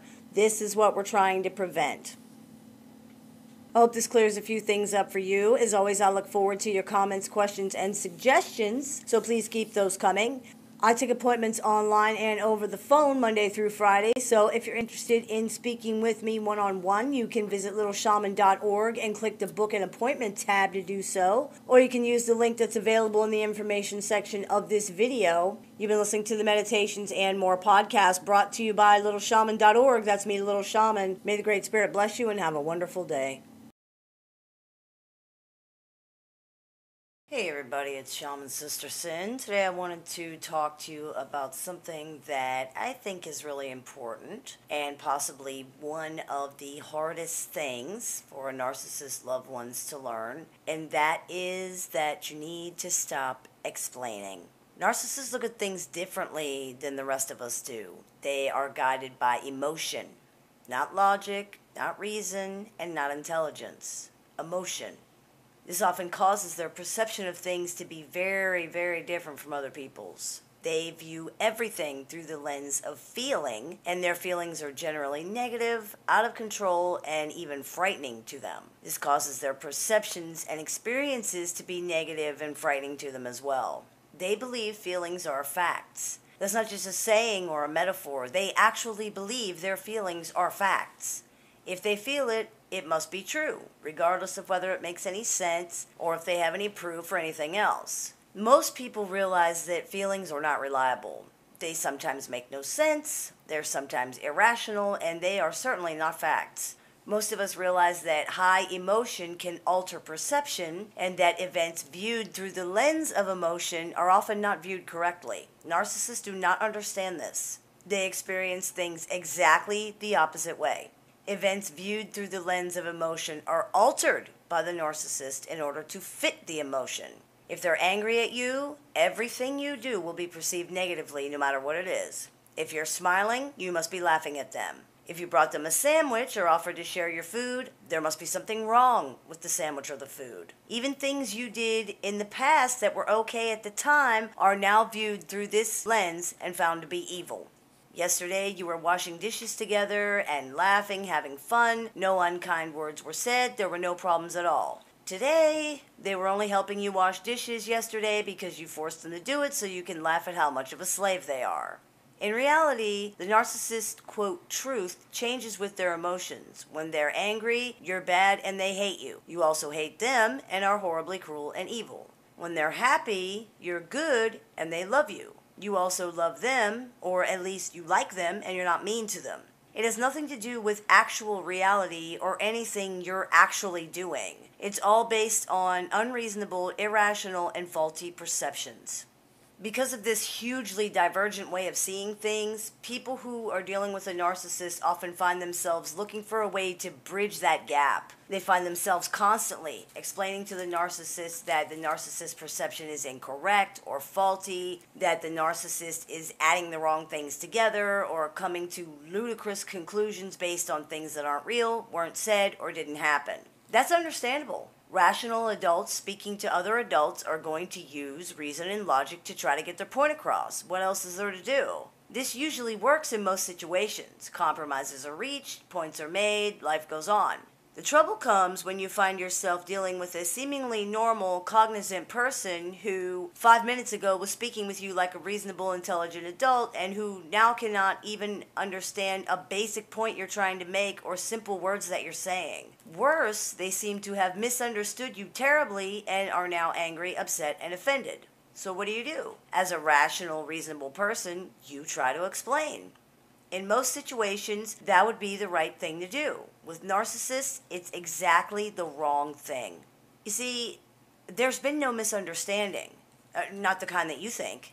The misunderstanding is not from you to the narcissist. It's within the narcissist themselves. They did not hear you wrong. They did not misunderstand what you said. What happened was they reacted to their own emotions and then blamed that on you. It really has nothing to do with you at all. And when you think about it in that context, the behavior suddenly makes sense. When you brought them that sandwich, your motive was simply to do something nice and give them a sandwich. They didn't misunderstand that because they did not consider that.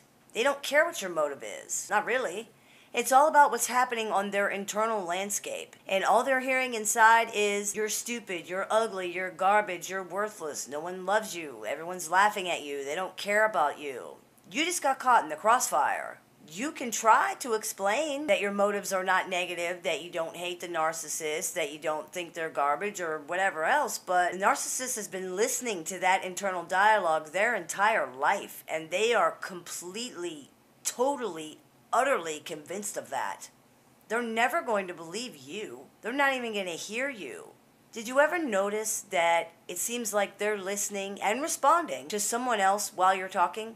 Someone who's saying something completely different than what you're saying? That's because they are.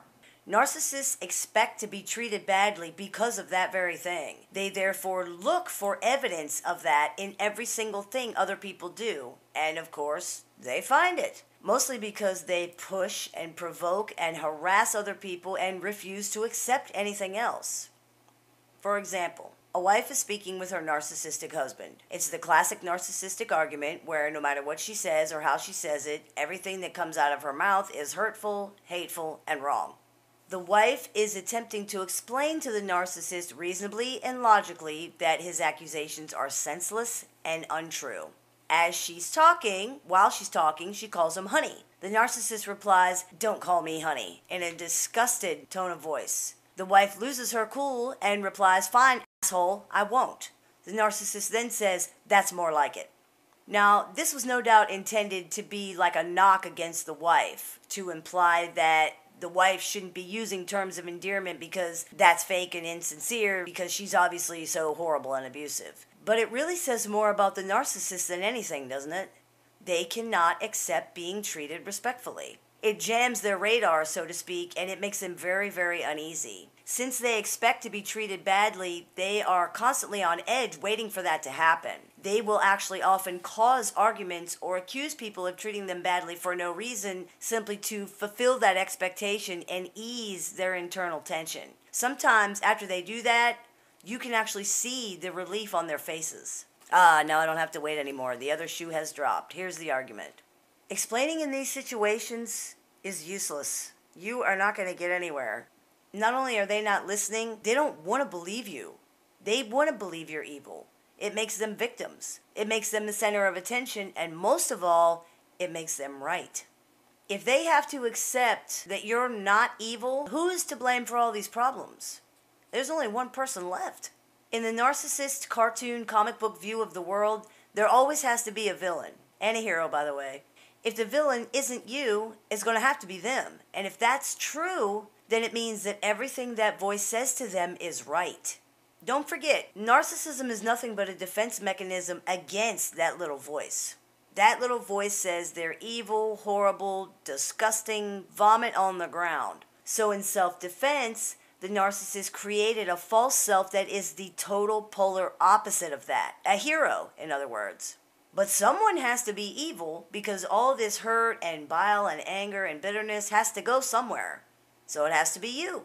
You were once the hero when they first met you, and you were perfect, and you were going to save everyone and make everything great, but you revealed yourself as a lowly human with no special powers, and worse, you revealed that they were a lowly human with no special powers either, so you're now the villain in this story, and you can never be anything else. Beyond that, they like that you keep trying to make them understand that you love them. They like the futility and the sincerity and the desperation and the fact that you keep trying and keep jumping through all these hoops for them. They don't believe you, and they never will, but they love to hear it just the same. They like frustrating you and upsetting you and sucking your life force out one pointless argument at a time. Explaining is therefore really only feeding their ego and their egotistical need for attention in the end, because they're not going to believe you. They don't want to, and even if they did, the voice of that brutal superego that piles them on with internal abuse 24 hours a day is never going to let them. Their disorder is set up so perfectly that exactly the things they need to hear and understand in order to change their lives are exactly the things they're programmed to deny and block out the most. It's really sad when you think about it. Because of that blind spot, they simply self-destruct over and over and over again. They are some of the most miserable people alive, and they walk around their entire lives never realizing they're doing it all to themselves. There are none so blind as those who refuse to see. It's very easy, then, to get caught in the trap of explaining. When a problem is so easy for us to see, of course we're going to try to make the other person understand. Hey, you can fix this. All you got to do is stop doing this and that and the other thing. As a rational adult person, that's what most of us do. We attempt to communicate. If the communication is getting fouled up along the way somewhere, we try to fix that so that we're heard and things can be resolved. The problem is that in this situation, the lines are crossed in a place where you cannot reach or affect them. It doesn't matter how much you say it, or how many times you say it, or how you say it, or what you say. They're not going to hear it. They can't, and they don't even want to anyway. There's too much at stake for them to believe you, and because of that, they never will. There are many people right now suffering in relationships with narcissists of all kinds, parent, child, husband, wife, all kinds, holding on to hope that things are going to change, holding on to the hope that if they can just somehow explain it right, the narcissist is finally going to understand. But their brain does not work like yours does. The reality is, the chances are 1,000 to 1, because these people have a vested interest in things staying exactly the same as they are right now. So what do? When the narcissist accuses you of something that is not true, or when they have one of their classic patented misunderstandings, simply tell them that they're entitled to their opinion and leave it at that. You can say, I'm sorry that you feel that way, but you're entitled to your opinion. Or you can say, I disagree with that, but you're entitled to your feelings. There's no reason to get bogged down in semantics about what was actually said and how it was said and the ulterior motives that you don't really have and, oh, I can prove it to you, or any of that, because it's a waste of time. It will go nowhere, and it's never going to end. Nothing is going to get resolved. If you say the things that I've suggested, it asserts that you disagree with their interpretation, but it does not feed into their need to create chaos and torture people in order to get attention. It doesn't reward the behavior, in other words. If you've seen the episode of this show called How to Break the Drama Cycle and Stop Reacting, then you know that narcissists don't really know how to respond to that kind of non-reaction at first. A lot of times they will push harder and provoke more trying to get a reaction out of you, which is all they really wanted in the first place anyway. Hold your ground and don't give in. It's difficult, but it's worth it. Unless you like having 6-hour arguments over nothing. Now, some people have difficulty doing the non-reaction. They don't like, quote, letting the narcissist get away with the things that they're saying. That's totally understandable. It really is. But my response to that is, if you roll around in the mud with the pig, all that's going to happen is you're going to get dirty too. Do yourself a favor. Stay clean. Hey everybody, it's Shaman Sister Sin, and you're listening to the Meditations and More podcast brought to you by littleshaman.org. That's me, Little Shaman. Today I'd like to talk to you about something that is really easy to talk about but really hard to do, and that is to stop defending yourself to the narcissist. Stop defending yourself against things that did not happen. It's hard to do because it's a natural reaction. When someone accuses you of something you didn't do or didn't say or don't feel, as a rational person, you want to correct that. You want to say, hey, that's not me. I'm not like that. I didn't do that. If it's something particularly nasty, and with narcissists it usually is, you are offended and hurt that someone would think that's the kind of person you are. So you become defensive or even angry. This feels very unfair, and to be perfectly honest, it is unfair. So you want to right that injustice. Obviously, it must be a misunderstanding on their part because your behavior clearly shows the opposite. You want to line up proof of that and show it to them. You want to correct their perception of you and their apparent misunderstanding of your actions and your character. This is all normal, reasonable, totally understandable, and completely logical. The problem is that you are dealing with someone who is not normal, reasonable, understandable, and logical. If they were, they'd never have, quote, misunderstood you so badly in the first place.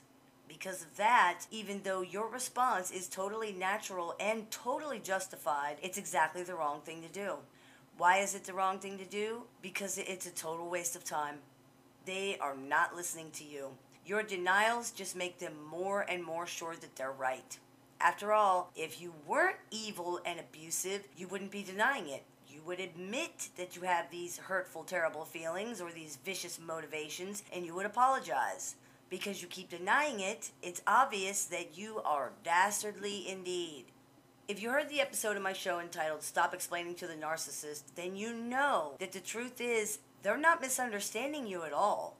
They know you didn't say or do the things they're accusing you of. They're accusing you because either A, they're trying to take the heat off of themselves for something by switching the focus to you, and or B, because these things can occur together and they often do, they believe that while you might not have actually said or done those things, your motive is bad. Your feelings for them are bad. Remember, everything with them is about feelings. That therefore makes everything you do and say bad, regardless of whether it actually is or not.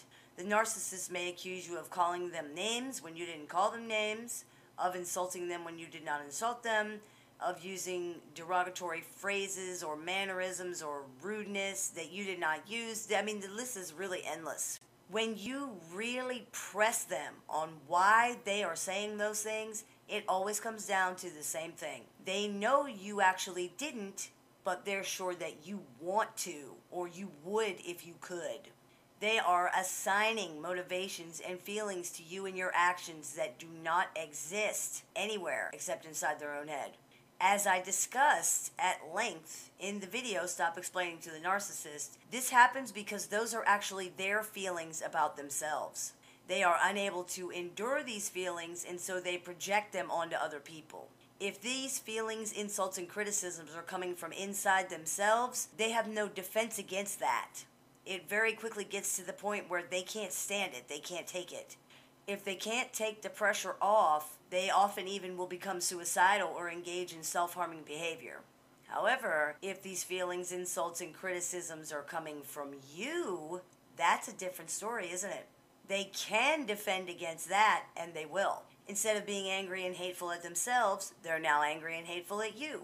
You are the problem. It's your behavior and emotions that are wrong and hurtful and evil. I don't think I'm garbage. You think I'm garbage.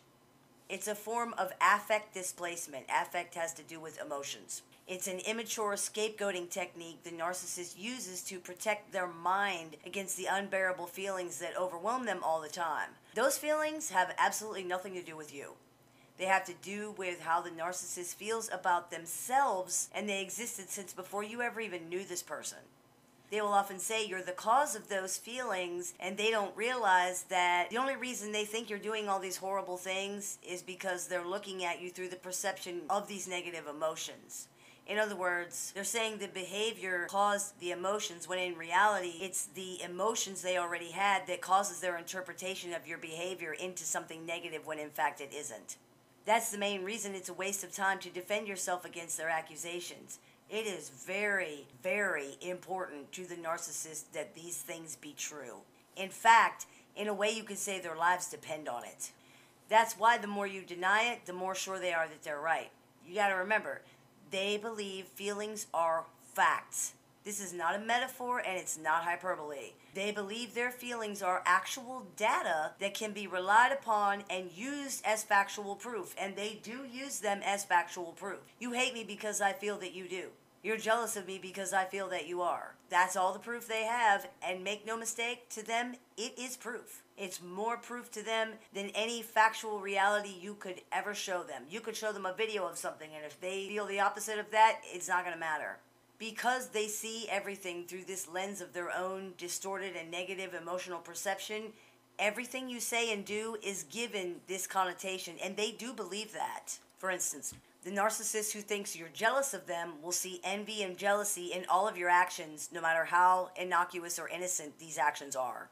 A coworker that smiles at them in passing is imagined to be seething with bitterness and hatred because they're so jealous of the narcissist.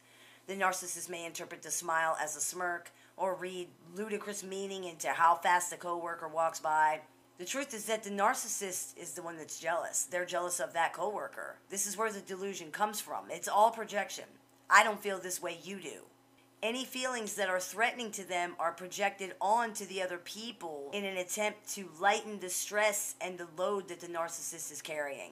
In a very real way, they need other people for this because their internal landscape, their inner dialogue, is so toxic and abusive that they simply cannot carry that burden themselves. They are not equipped to deal with it. They have immature displacement, childish denial, and play pretend games where they imagine that they're somebody else. That's it. That's all they got.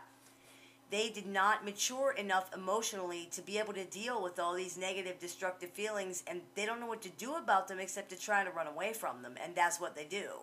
I hate me, which is perceived by the narcissist as an indefensible, unbearably painful, toxic, and frightening thing, becomes you hate me, which is perceived by the narcissist as an unfair and painful but manageable thing, which they then nullify even further by telling themselves that you hate them for no reason because you're simply abusive, unfair, and evil, and certainly not because of anything that they've done or to do with them.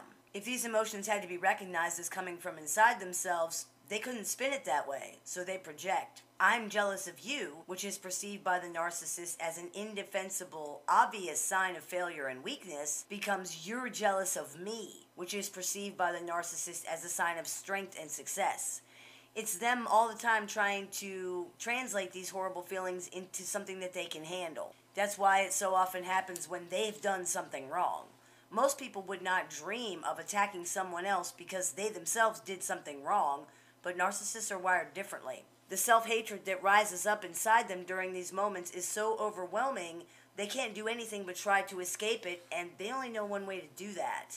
As you can see, narcissists are very invested on a deep personal level into these seemingly crazy and off-the-wall accusations they make or the beliefs that they hold.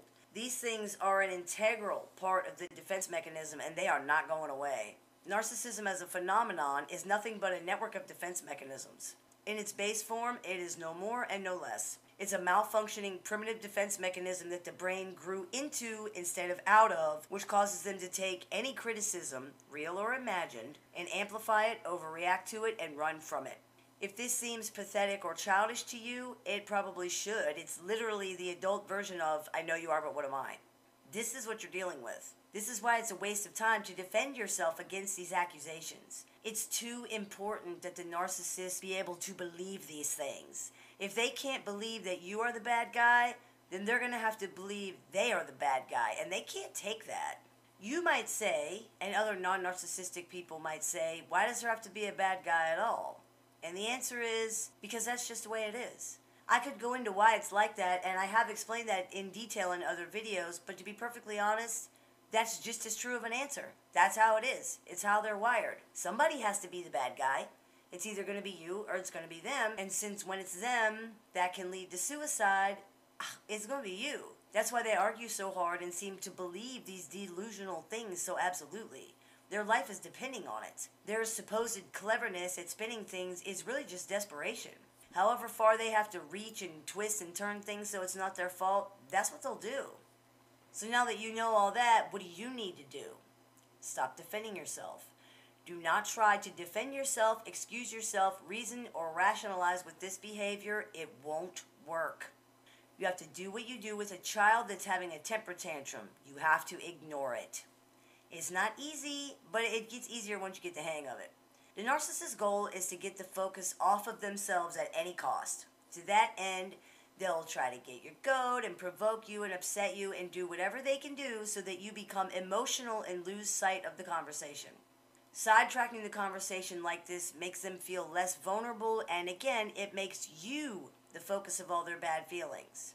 And your own, really. It also puts you on the defensive, which means they're in the driver's seat and they can steer the conversation away from all the things they find threatening and they don't want to talk about. So don't let them do that. The best thing you can do with these crazy accusations is just ignore them completely.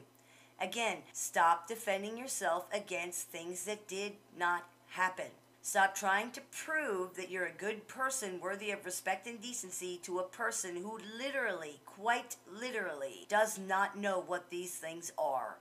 If you respond to the accusations, you are giving the accusations power. You are validating the accusations simply by responding at all, thereby ensuring that they're going to be brought up again and again and again because the narcissist can see it clearly got to you. All you're doing is giving the narcissist more ammunition with which to attack you with every explanation, defense, and denial, so just stop doing it. It's only words. That's all it is, it's only words. If the narcissist chooses to believe that you're some terrible person doing terrible things, that's their problem. It's not true, so who cares what a person thinks that can't see the truth when it's staring them right in the face? God knows that 9 times out of 10, when the switch flips and they're the nice personality again, they'll be singing a different tune anyway. This is all based on irrational emotions that have nothing to do with you, and there's nothing you can do about it. You have to just let it go. There is no way that exists that you can use to defend yourself to the narcissist so that they will believe you. Have you ever been able to? No, right? That's because they don't want to believe you. It's not about you yourself. It's about them themselves. In order to believe you, they'd have to sacrifice themselves, and they're not going to do that. They can't. All you are is a scapegoat. You're a container for the feelings that they cannot carry. You, as an actual person, don't matter. They don't care how it affects you, how you feel, or who you really are. That's hard for a lot of people to take because they feel like if they just got to know me and who I really am. No, it really, truly does not matter to them at all. You can continue to defend yourself if you want to, but why waste your time doing something when the results are absolutely no different than if you'd never done it in the first place? If you ran 10 miles a day for a year, but you saw no health benefits at all and you didn't even lose 1 pound, would you keep running 10 miles a day anyway? Of course not. Why waste all that time and expend all that energy for nothing? That's what you're doing with the narcissist, running 10 miles a day for nothing. Except this situation is worse. Because in this situation, you're running 10 miles a day and the narcissist is the one getting skinny. They're the ones getting the benefit. Stop killing yourself so that someone else can live happy. It's not your responsibility. Their feelings are their problem and their responsibility. You don't have to defend yourself, and it's pointless anyway. Simply don't react to the accusations at all. The correct response is no response. For example, let's say you need to talk to the narcissist about who's going to pick up the kids from t-ball or ballet or something like that. The conversation might go something like this. You say, "Are you going to pick up the kids or should I?" The narcissist says, "Maybe you should do it. After all, we all know what an embarrassment you think I am." Now, this would ordinarily be followed by denials and defensive statements on your part, such as, "I never said that, I don't feel that way," and things like that. Those would then be countered by the narcissist, insisting you really do feel this way, followed by more crazy misperceptions and half-baked emotions that are supposed to be, quote, proof of these things, and here comes another 4-hour argument over nothing. Instead of defending yourself or exploding with rage, try this.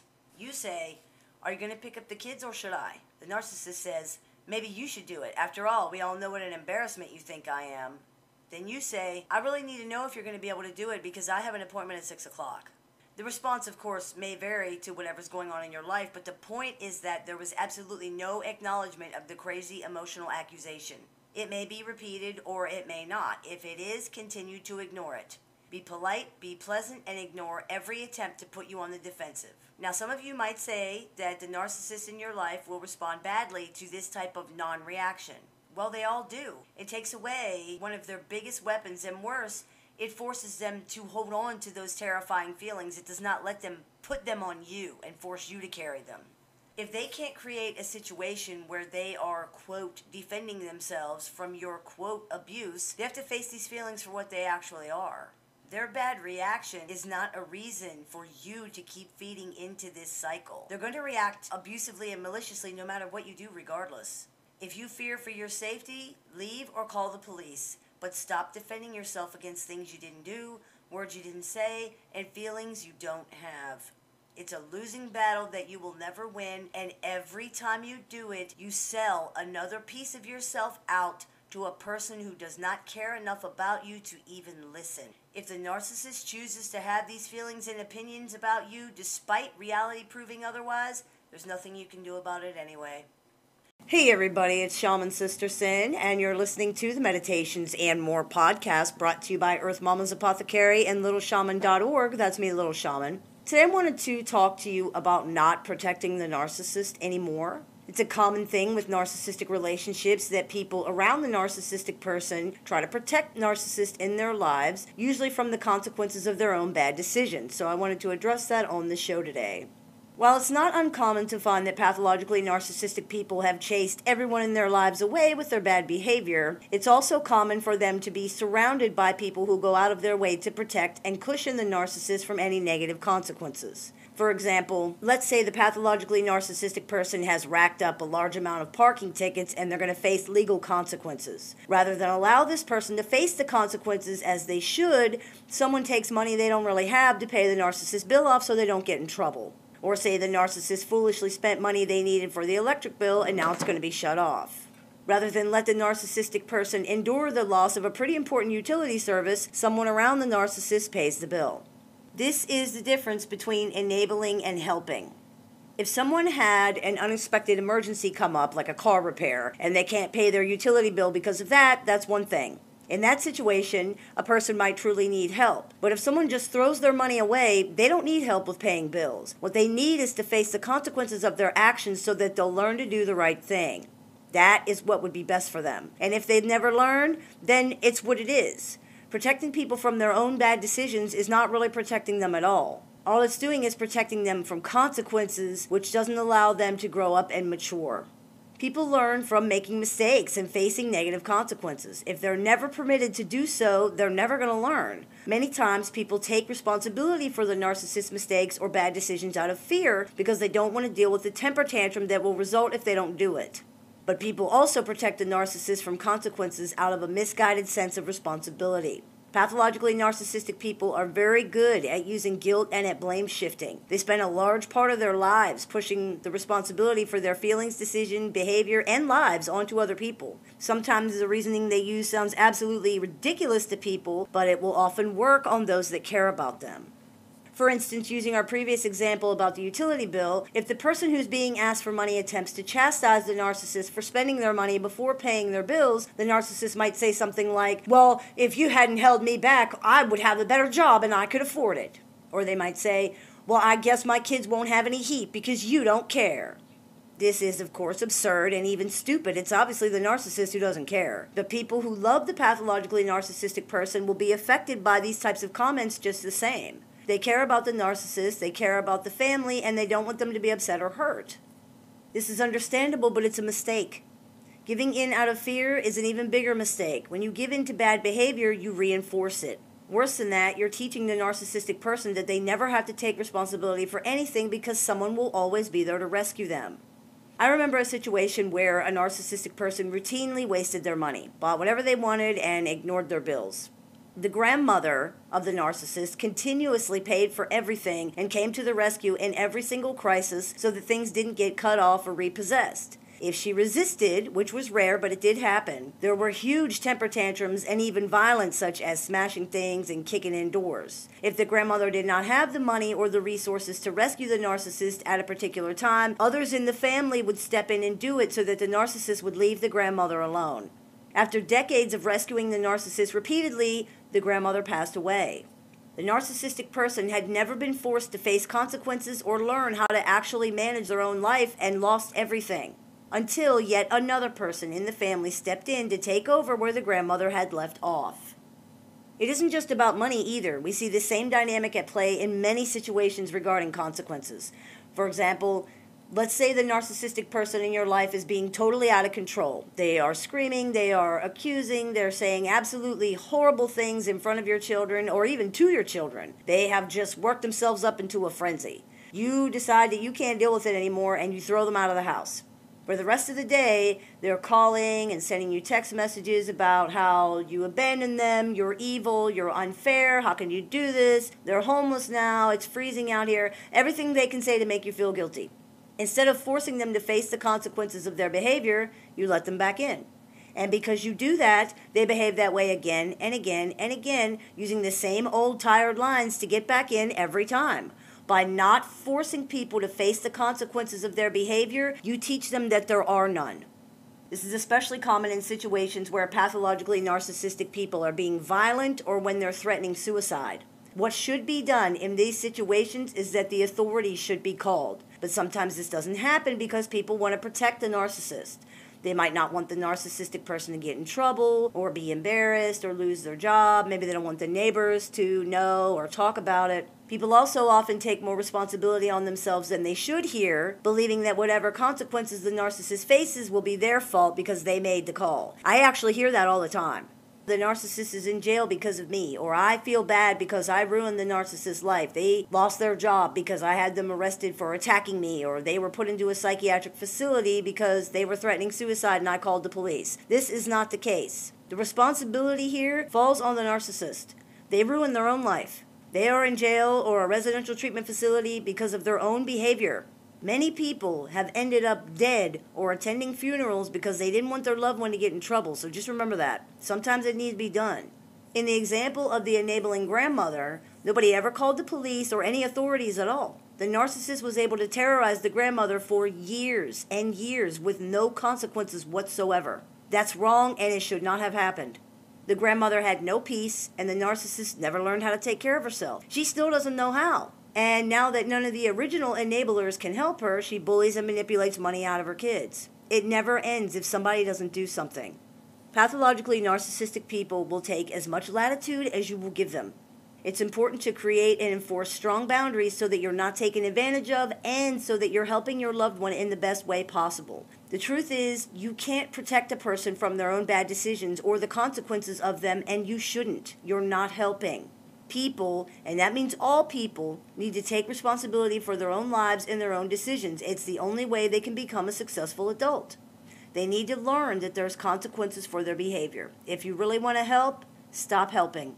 Deal with the guilt and do what's best for everybody by refusing to be an enabler any longer. And if once you stop, they still cannot learn that there are consequences for their behavior, to be perfectly honest, that's their problem. It's not your responsibility. You just need to remember that. Hey everybody, it's Shaman Sister Sin, and you're listening to the Meditations and More podcast brought to you by littleshaman.org. That's me, the Little Shaman.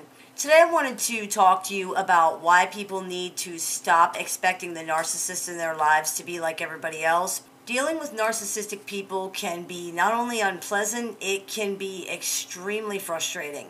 Possibly one of the most frustrating things about dealing with them is that they're often so opposite from other types of people. Most people are basically who they say they are. Most people understand basic concepts. They perceive reality pretty much the same way that you and everybody else does. This is not so with narcissistic people.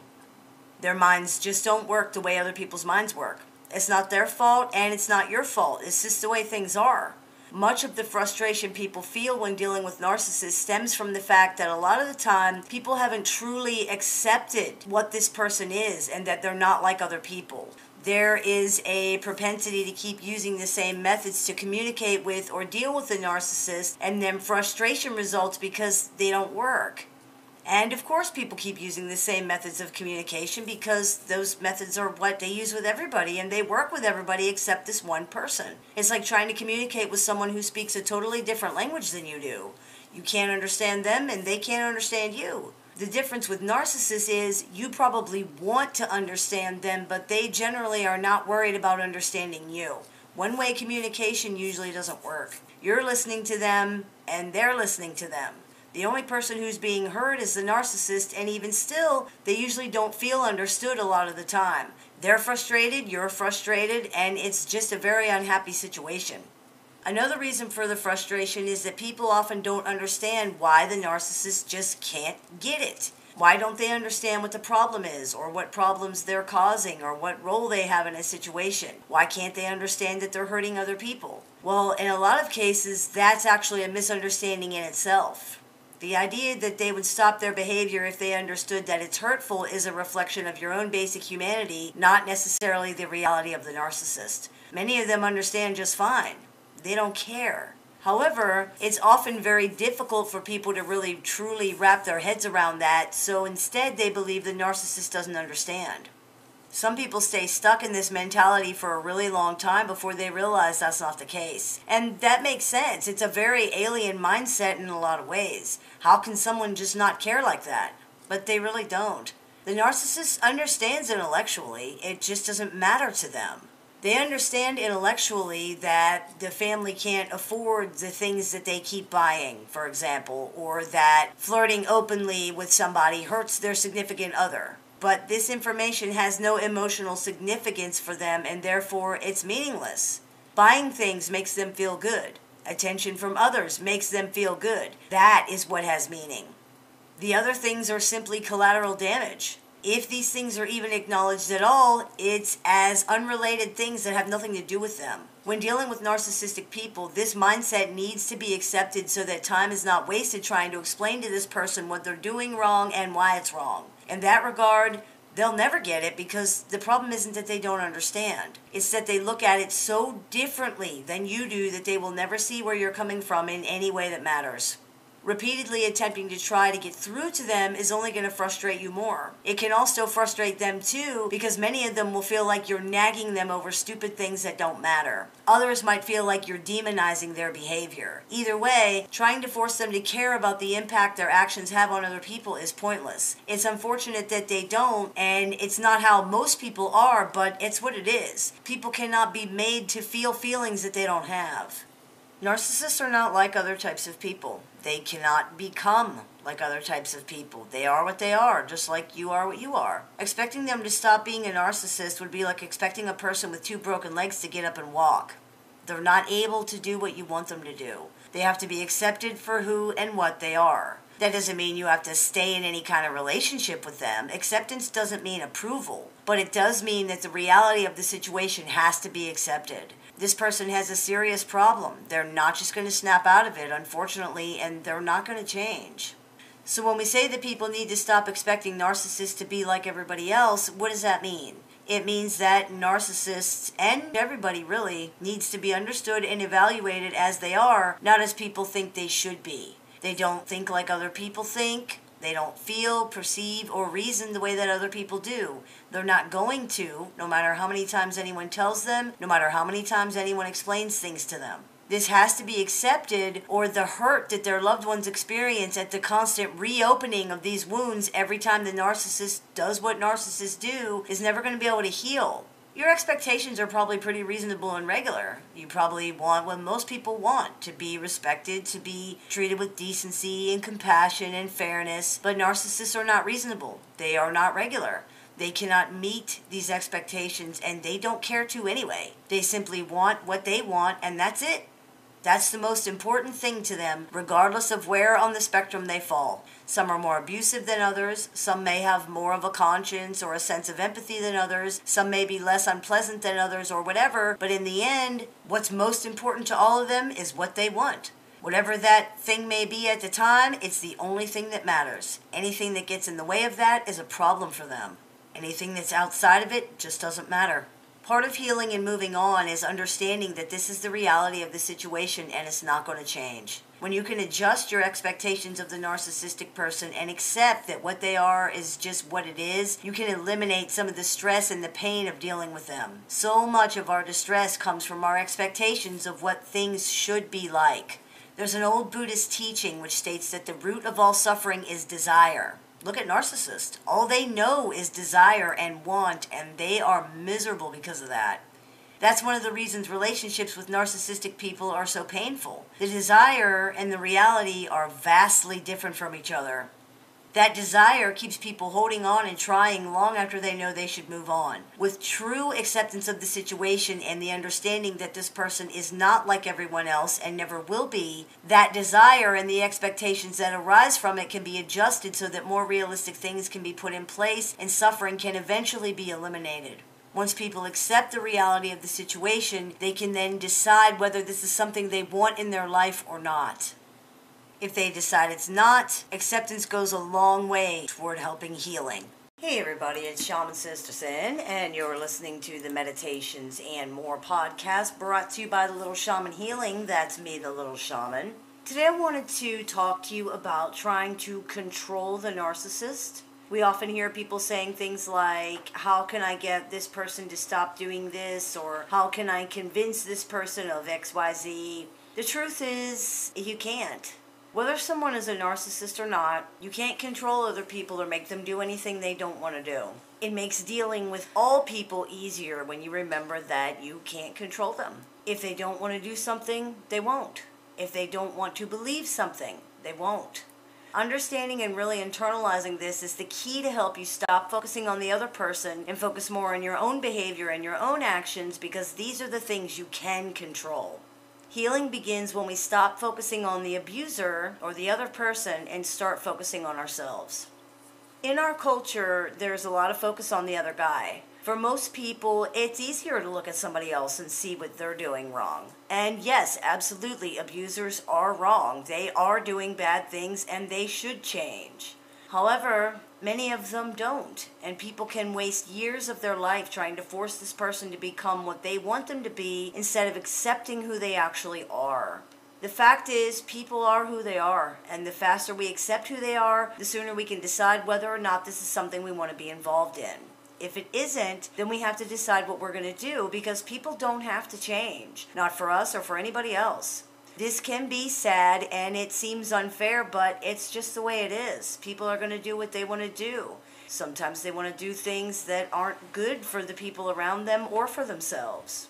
Sometimes a person might not understand the impact of their actions on others, but sometimes they just don't care. This is what we often find with narcissists.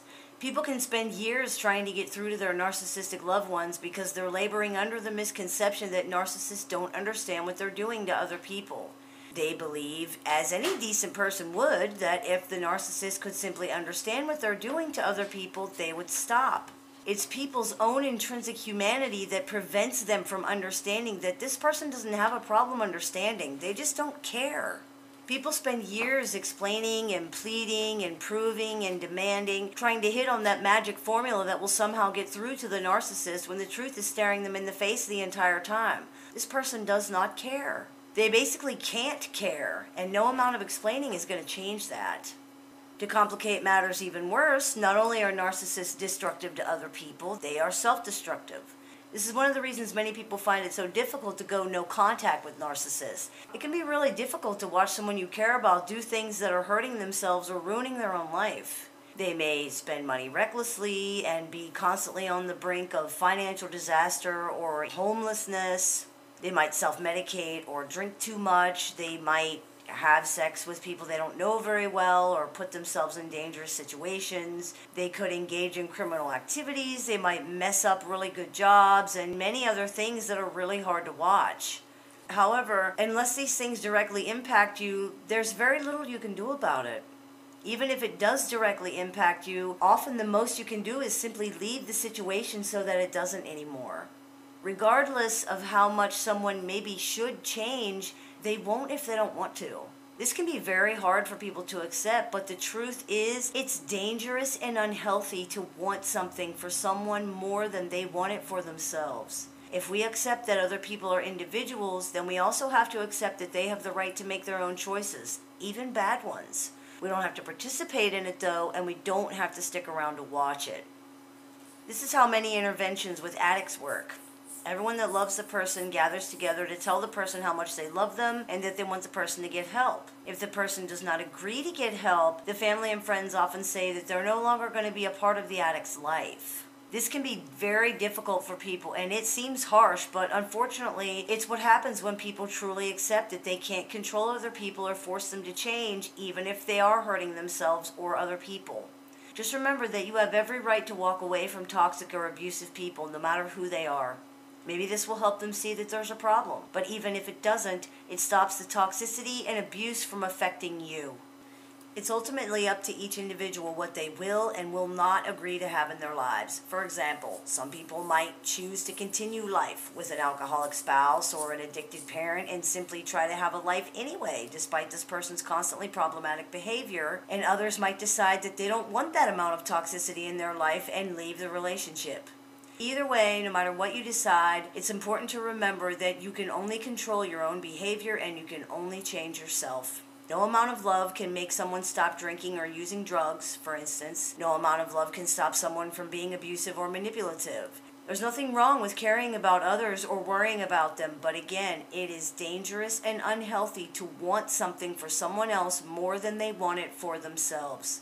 It's also extremely unrealistic. Until that person recognizes for themselves that there's a problem, that the problem's with them, and that they have the power to change things, nothing's going to change. You are simply going to spin your wheels having the same conversations and arguments and problems every day for the rest of your life until you decide it's enough and leave the situation. You cannot control another person, you cannot change them, and you cannot make them care about anything, including themselves. Whether or not you want to stay in the situation and wait for them to realize something that they may never realize is up to you. Just remember that you do not need to sacrifice yourself to make someone else happy, nor should you. Their happiness is not more important than yours. It's supposed to be equal. Hey everybody, it's Shaman Sister Sin, and you're listening to the Meditations and More podcast brought to you by littleshaman.org. That's me, the Little Shaman. Today I wanted to talk to you about projection in relationships with pathologically narcissistic people and relationships in general, really. We've all heard about how the narcissistic person projects their negative or uncomfortable feelings onto other people. If you need some help with understanding that, I have a few episodes of the show about projection. What some people may not realize is that the other person in the relationship is doing some projecting too. That's what we'll be talking about in this episode. Projection is what we call it when someone takes how they feel, what they're doing, or what they think and attributes that to another person. A simple form of projection most people would be familiar with is when someone is cheating on their romantic relationship, they might accuse the other person of cheating. We sometimes call that a guilty conscience, meaning that the accuser knows they're doing something wrong and they're inadvertently telling on themselves with their behavior. Another example would be that most pathologically narcissistic people have deep feelings of self-hatred and shame, therefore a lot of time they accuse other people of feeling that way about them. They might interpret someone's actions as hurtful or malicious when they're not, or they may insist that someone's words have a hidden meaning that is hurtful, hateful, or cruel. In summary, this is because of their own feelings for themselves. However, projection doesn't always refer to wrong behavior or negative emotions. Narcissists often project negative or stressful emotions because they can't handle them, but any emotion can be projected. We often find in narcissistic relationships that the narcissist is not the only person engaging in projection. The other person or people involved are often doing some projection of their own. For example, when the narcissist has lost a valued situation or relationship and they begin to come unraveled, as they often do, they will hoover people, meaning attempt to suck them back into the relationship in an attempt to rectify the situation or re-secure the relationship. Many people read love and remorse into the hoovering behavior. They believe the narcissistic person is sorry, that they feel bad, that they've seen the light, and that they now have a new understanding of how much they love their partner. Often this is supported by what the narcissistic person says during the hoover. The truth is, though, the way the narcissist behaves during a hoover often doesn't really look like love or remorse to anybody who's not emotionally invested that evaluates their behavior independently. It looks like panic and desperation. It looks like manipulation, and that's what it is. People are interpreting it as love or remorse because that's how they feel, that's what they would do or what they want. This is projection. This is perhaps one of the hardest things for people to face when it comes to understanding narcissistic relationships. When you hear somebody say, you're not seeing the narcissist, you're seeing your own good qualities reflected back to you, this is what they're talking about. You were projecting your own good qualities onto the narcissist, and therefore you believed that's what you were seeing in their behavior. Unlike narcissists, however, for most people there comes a point where they realize that this is just not true. Narcissistic people are in such deep denial of their own behavior and especially of their own emotions that this realization will likely never come to them. They're generally not going to realize that the qualities they're attributing to other people are their own qualities. That's probably not going to happen, that they're going to figure that out. Most non-narcissistic people do see this eventually, though. People in relationships with narcissists are often in their own denial, but it's usually not as deep-seated or as pervasive as the denial of pathologically narcissistic people. There comes a time when the truth just can't be denied any longer, and the non-narcissistic person realizes, I was wrong. I thought that this person was insecure, but they're just selfish. I thought they were sorry, but they're just manipulating me to keep me around. I thought they loved me, but they're just using me. Most of us experience the world from our own paradigm, through our own experience. Narcissistic people believe everyone hates them because they hate themselves. They believe everyone is out to manipulate and control everybody because that's what they're doing or what they would like to do. They believe people are fakes and liars because they're fakes and liars. This is projection. Conversely, you might believe people will be honest because you're honest. You might believe people will be kind and considerate because you are kind and considerate. You might believe people will be fair because you are fair. This is also projection. There's nothing wrong with giving someone the benefit of the doubt. The problem comes when the person has repeatedly demonstrated that what you would like to believe about them is not the truth. If someone is violent in a relationship one time, and you want to believe that they're sorry, that they just lost their head, that they're extremely stressed out and they snapped, that's one thing. I would not advise that, but technically it could be true. Maybe they never act out violently again, and that's great. However, if it happens continuously and you still want to believe that they're sorry and that they just snapped, it's time to find out why you're not accepting the reality that obviously this person's behavior is acceptable to them. It's the same with all other hurtful behavior, whether it's cheating or raging or smear campaigns or lying or anything else, and in any other type of relationship. If the person keeps doing it, they obviously don't feel the way that you would like to believe they do, regardless of what they say. It's important when you're dealing with other people, whether they're narcissists or not, to remember that they must be evaluated based on their own merits and their own behavior, not yours. There comes a time where giving someone the benefit of the doubt can become denial if people are not careful. There has to be a limit to how many chances someone will be given before it's decided that this person is either not capable of behaving in an appropriate manner or they're not interested in doing so. If there isn't a limit to how many chances they're given, then it's probably because someone is refusing to accept reality here.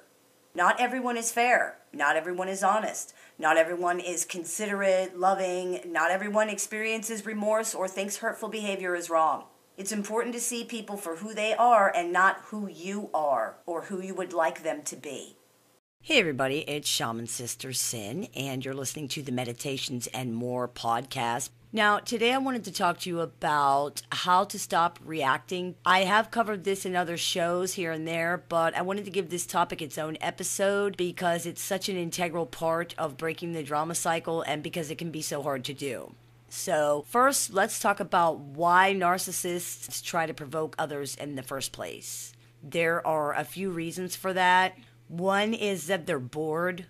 Now, that sounds like a lame reason, but these types of people don't experience boredom the way the rest of us do. Boredom is experienced by them as incredibly oppressive, even crushing or like scary, and they will do anything to escape that. If it means they have to provoke a fight with you, they will do so with no problem. It's more important that they feel better than it is to respect or care about your feelings. That's, of course, the main theme when dealing with narcissists in general. When it comes down to choosing between you and themselves, they will choose themselves every time. And attached to this reason is also the fact that many of these types of people have impulse control problems and a complete lack of respect for other people. That leads to whatever they think just sort of coming right out of their mouth. So that ends up with constant arguments and problems with other people.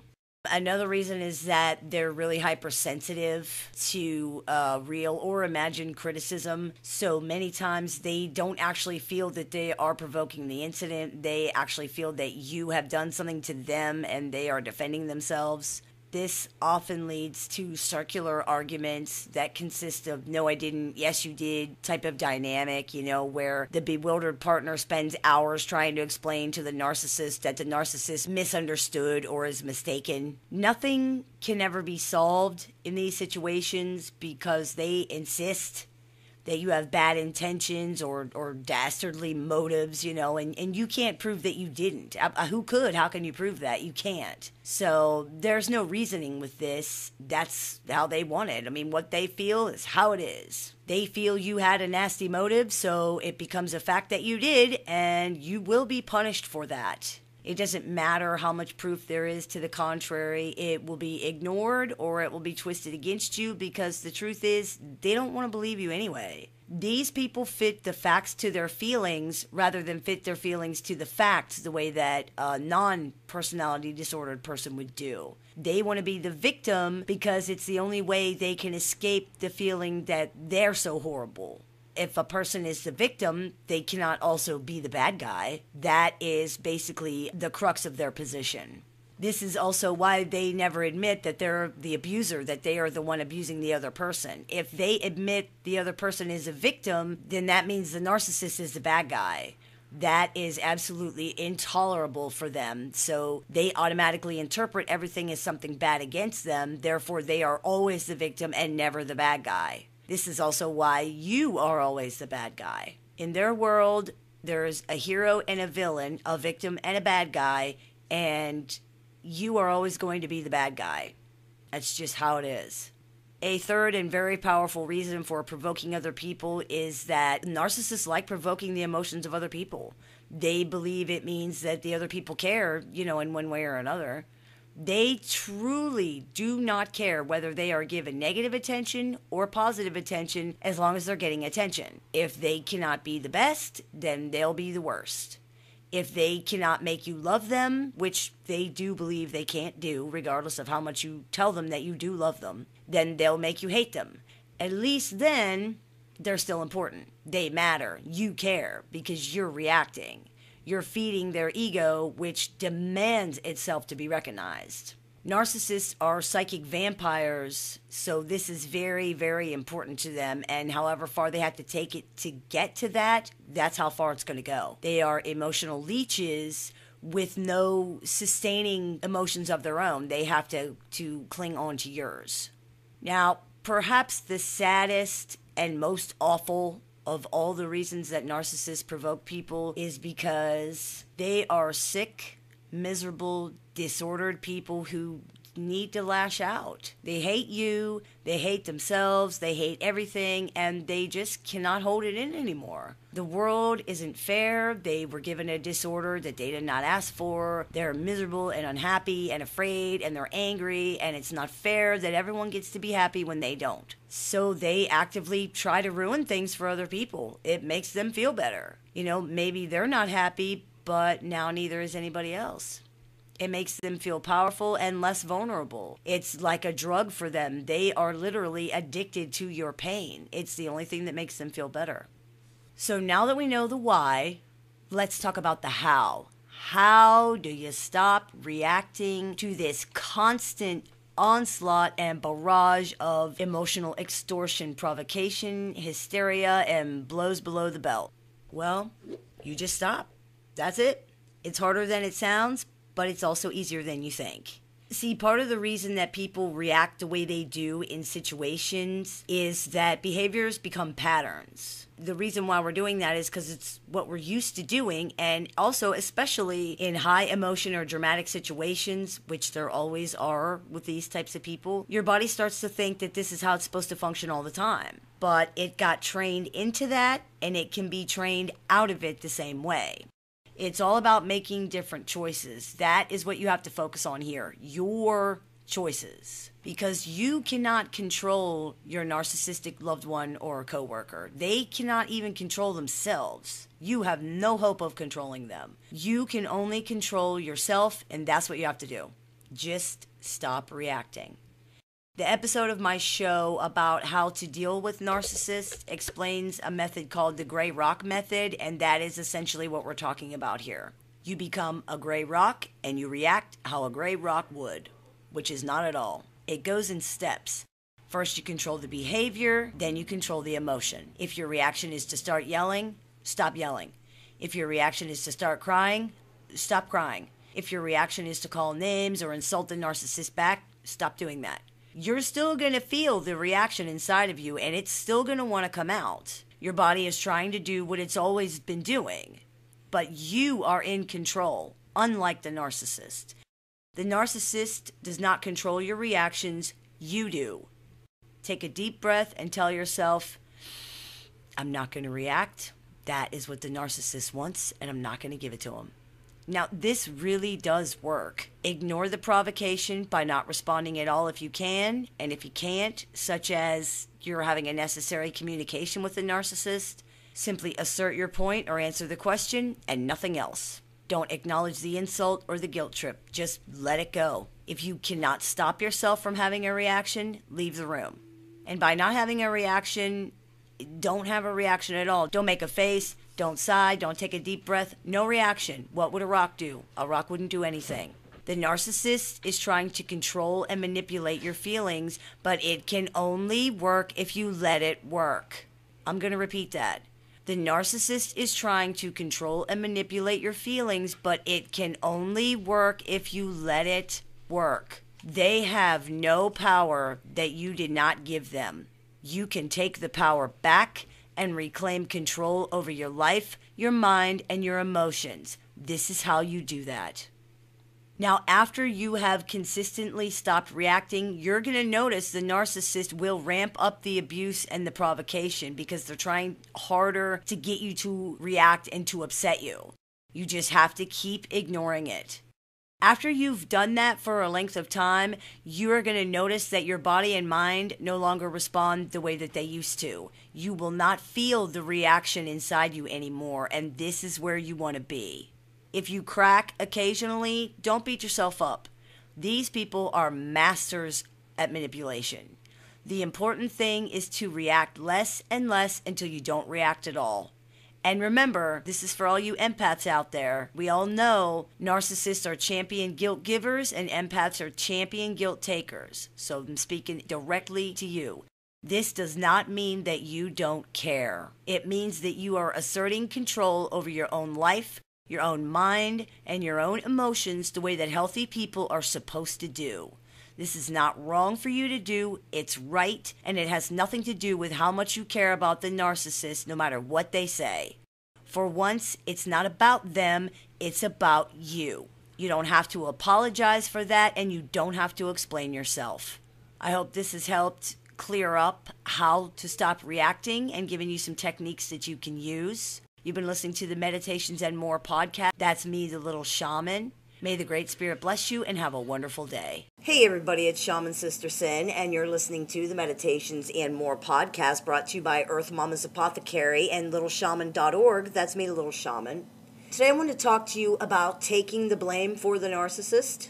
It's a very common issue in narcissistic relationships, and I wanted to talk about that on the show today. Pathologically narcissistic people are the blame-shifting masters. You can ask them a simple question about whether they took the trash out or not, and suddenly it's a 2-hour diatribe about how you make them feel so worthless, or how controlling you are, or how bossy, or how you won't give them any peace. Or maybe you'll get frozen out with cold silence, or be the subject of passive-aggressive comments, looks, and gestures for the next 3 days. It doesn't matter what the subject is, what the circumstances are, or how it happened. It's not the narcissist's fault. It's your fault. Even if it's nobody's fault, it's your fault. Even if you weren't there. Even if you weren't involved. Even if you weren't born yet. It's your fault. Even if they've been acting like this their entire life, and you've only known them for the past 2 years. Doesn't matter. It's your fault. The reason for this is very simple. Pathologically narcissistic people cannot accept blame. The idea that they have done something wrong, have a flaw, or have made a mistake is unacceptable to them, and they will do whatever they have to do in order to prevent themselves from having to believe it. If they have to lie or twist things completely, they will do so. Unfortunately, because everybody on the planet makes mistakes and has flaws, this means always needing somebody to blame. Pathologically narcissistic people are possessed by the idea that perfection is the only measure of worth. If something's not perfect, it's worthless. This includes themselves. Most of their energy is taken up with trying to advance this false image of themselves as always perfect and always correct because it's the only way they feel they're worthy of anything. If they can convince others that they're perfect, they can then believe it themselves, and they'll be able to create self-worth and self-esteem from the reflection of their own perfection from other people. If they can't do that, then they have no self-worth at all. The end run around this is that if something is demonstrably their fault, if they cannot get out of it, it must have been caused by somebody else. This way, they are still not imperfect because they were sabotaged. This relieves the large amount of anxiety they feel for not being perfect. Unfortunately, while the narcissistic person might feel better, this creates a situation in which the person they are blaming and accusing of sabotage is under enormous stress. They are constantly being accused, berated, and harassed, not because they've actually done anything wrong, but because the narcissistic person in their lives can't tolerate the idea that they're not flawless. Dealing with narcissistic people is existing in a world where you can never be right because the narcissist can never be wrong. They are unable to create their own self-worth or self-esteem. It has to come from or at the expense of someone else. Therefore, they can't be good unless someone else is bad. They cannot be right unless somebody else is wrong. They can't be smart unless somebody else is stupid. They cannot be a victim unless somebody else is abusive. They cannot be perfect unless somebody else is flawed.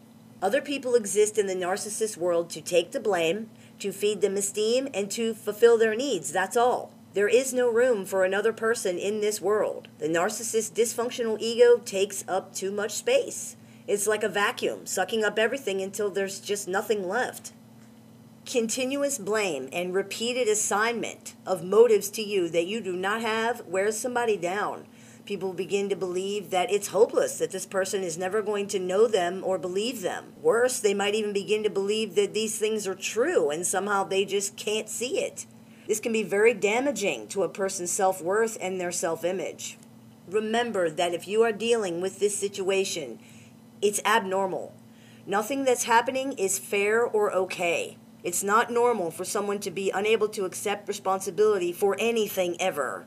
It's not typical for someone to insist you are constantly doing things you're not doing. It is not usual for someone to know you for years but still not seem to understand what kind of person you are. It's not normal for someone to set you up for failure or use you to make themselves feel better. None of these things happen in healthy situations. Some people don't like the word normal. If you don't like the word normal, use healthy, because it's the same thing. These things are unhealthy and they do not happen in healthy situations. The conditioning that results from dealing with narcissistic people can be tough to break, especially because many people in these situations with narcissists who are not family members were already conditioned by a family situation or a narcissistic parent when they were young. But it doesn't have to stay that way. You can break free of the guilt and the responsibility. You have been asked to carry these things unfairly, and it's okay to put them down. You don't have to be perfect. You still have worth, even though you have flaws. You still have value, even though you make mistakes. It's okay to be human. It's okay to take care of yourself. It's okay to say no. Guilt is self-punishment. Don't you think you've been punished enough? People often want to know how to let go of the guilt or stop carrying responsibility for other people's feelings or lives. There's no real trick to this, and there's no easy way out. You have to accept that you're not responsible for the life, feelings, thoughts, opinions, or failures of other people. Most importantly, you have to give up the illusion of control. You cannot control other people or their feelings or their thoughts, and you cannot fix them. It's harder than it sounds, but it's easier than you think. Journaling can help. Making lists can help, such as making a list of the things you're responsible for and the things you're not responsible for. Writing things down often really helps get them into your brain. You can write your feelings down and then burn the paper. I actually have an episode of the show that demonstrates how to do that, and it does work very well. Mostly, it's about retraining your mind to think differently. This is a pattern that you got into. It's a habit, and you have to break it. You do that by retraining your mind to think differently and practicing good boundaries. That's really, really important, and I do have a few episodes of the show about that. The things you're responsible for are your problem. The things other people are responsible for are their problem. That's it. There's nothing more to it than that. If it sounds simple, that's because it is. It's your own guilt and conditioning that are making you think otherwise. Asserting boundaries and letting people worry about their own problems does not mean you don't care or that you've become callous and hard. It means you're going to let other people take responsibility for their own lives while you take care of yours. Anything else is not only unfair, but it's not sustainable. It can't work. Look at it like this. You have been carrying the emotional load for this person for a long time. Is it working out? Are they happy? Are you? If a friend were to ask you right now what justifications you can make that excuse why you are carrying all the load here and the narcissistic person is carrying none, what would you say? What reasons can you give that will explain and justify why their feelings, needs, and well-being are more important than yours? Why do you deserve no consideration or respect? Why are you okay with being dismissed? These are hard and they're painful, but these are the questions that need to be answered so you can understand why this situation was created and how it can be prevented in the future. By answering these questions, you will find out what the underlying issues are, and that is what needs to be worked on. Probably the most important lesson that we can learn from narcissists in our lives is that there are problems that you can't fix. There are situations you cannot control. There are people you can't help. There are things that you're not going to get, even though you might deserve them. And you know what? That's okay. It sucks, but it's okay. So work on letting go of the conditioning that makes you believe the world is on your shoulders. It's not. Let go of the fear that pushes you to try to control other people. You can't. Give up the slavery to perfection. It's impossible. If you have really truly wronged somebody, apologize. Do what you can to make amends and work on forgiving yourself, because living with guilt and shame and regret from the past does nothing but impede your future. It can destroy your future if you can't move on. Move forward, live intentionally, and resolve to do better. When we know better, we do better. Learning how to let go of situations that are unhealthy or that we can't change and move on is a very, very important lesson. And it's one that can really bring you true peace. We can only control ourselves, but that is a very powerful thing, because it's really all we need to be able to do. Once we realize that we cannot control other people, and possibly more importantly, that they can't control us, life becomes a lot less complicated and a lot more peaceful. True freedom is letting go. I hope this clears a few things up for you. As always, I look forward to your comments, questions, and suggestions, so please keep those coming. I take appointments now over the phone or over the internet. If you'd like to schedule an appointment with me, visit littleshaman.org and click the bookings tab. You can follow the link in the information section of this video to go ahead and do that.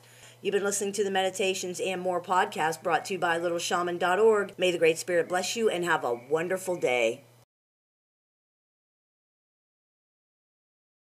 Hey everybody, it's Shaman Sister Sin, and you're listening to the Meditations and More podcast, brought to you by littleshaman.org. That's me, Little Shaman. Today I wanted to talk to you about not rescuing the narcissist. This is something that most people deal with at least once when they have a pathologically narcissistic person in their lives, and most people multiple times, so I thought we could discuss it on the show today. Narcissistic people can be very demanding. They can be rude, cruel, abusive, mean, callous, and malicious. However, they're not always like that. There are times when narcissists can be very endearing, even pathetic. It's very hard to ignore repeated cries for help, especially when you truly believe that the person cannot do certain things for themselves. But playing into their view of themselves as a victim is the exact wrong thing to do. This strategy of presenting themselves as a victim can be very successful for pathologically narcissistic people, especially in the short term, which is what most of their focus is.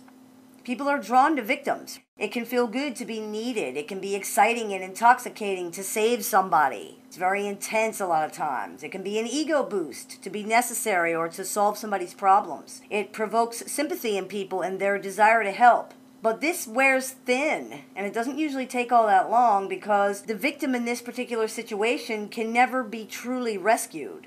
There's always another emergency. There's always another problem. There's never a real solution. Suggested solutions are generally ignored, dismissed as inadequate, impossible, unfair, or even raged against and treated with hostility. Often no effort is made on the part of the narcissist at all to better the situation or the circumstances. People get sick of this and they give up.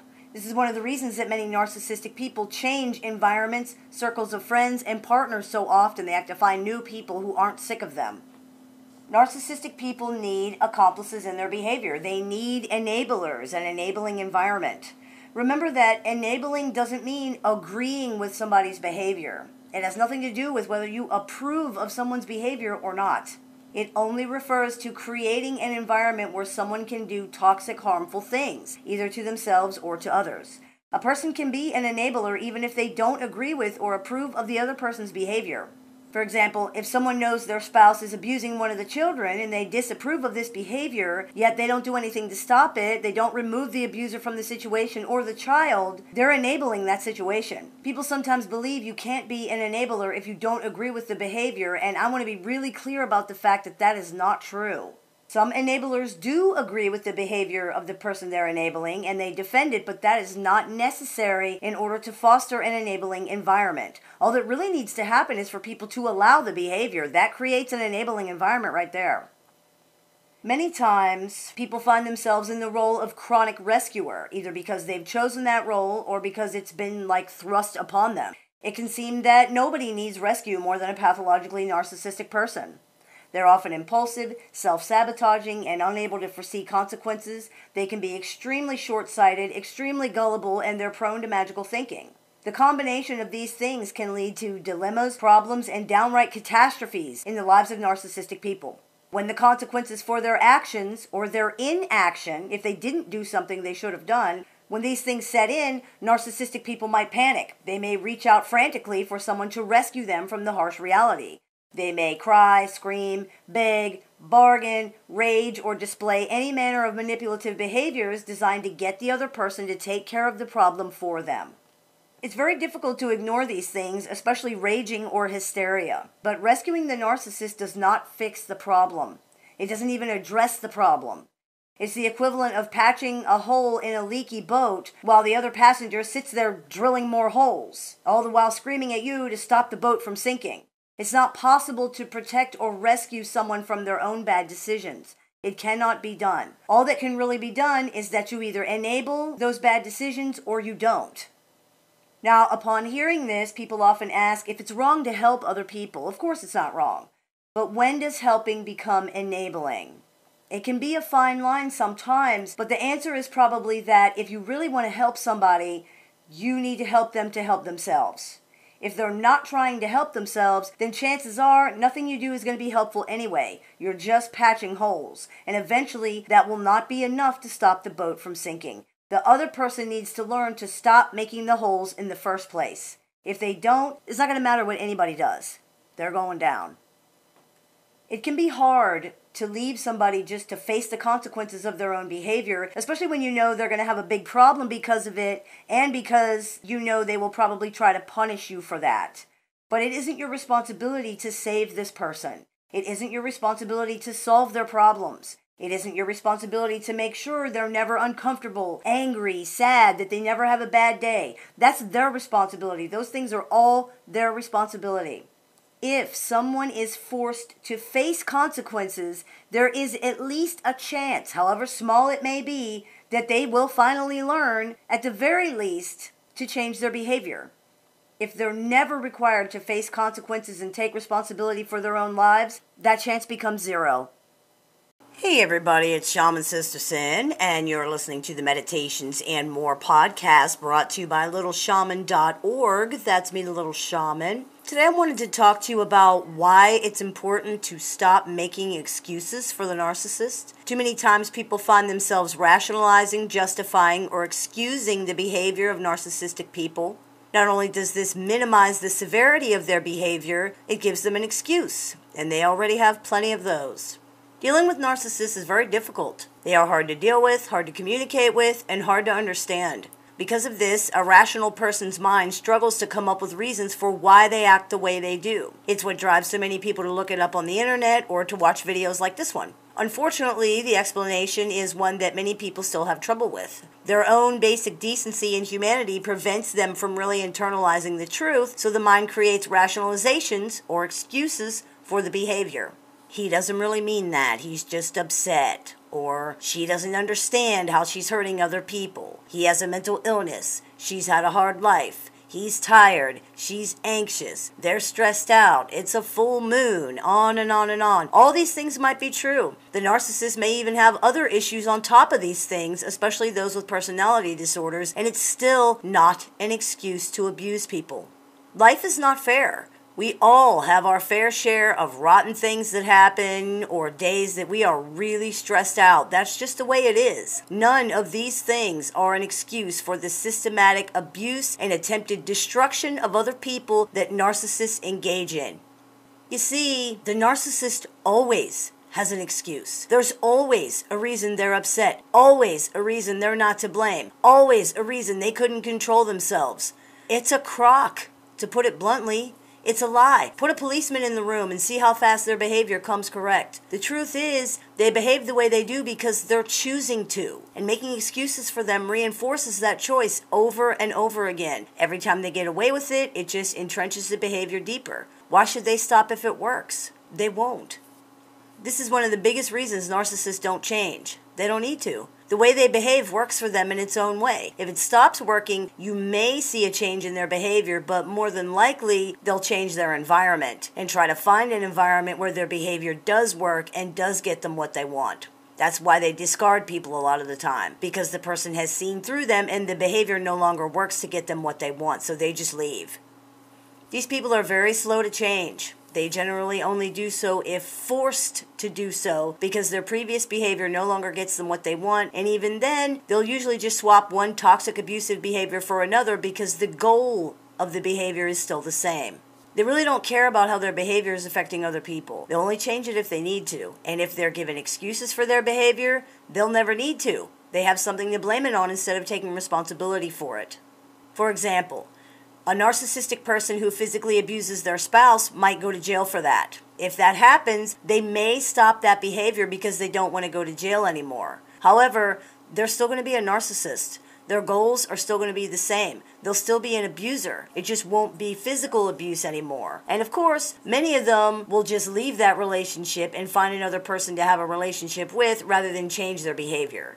Narcissists, like all people, do what works for them and what makes them feel good. They are unlikely to give up behavior that accomplishes these things regardless of how it affects others or even how it affects them long term. They're all about instant gratification and short-term goals. For many narcissists, today is the only day that ever was, and all that matters is getting what they can out of it. They generally don't worry about tomorrow, and the only thing that matters from yesterday is whatever they believe was done to them.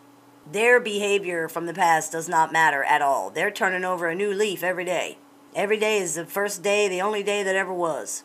The more excuses people make for them, or repeat for them, or believe from them, the more it reinforces their behavior. They know right from wrong. They can control their behavior when they need to. They don't get an excuse for their behavior because there is no excuse for their behavior. They know it's wrong. They just don't care. How they feel or what they want is more important, and it always will be.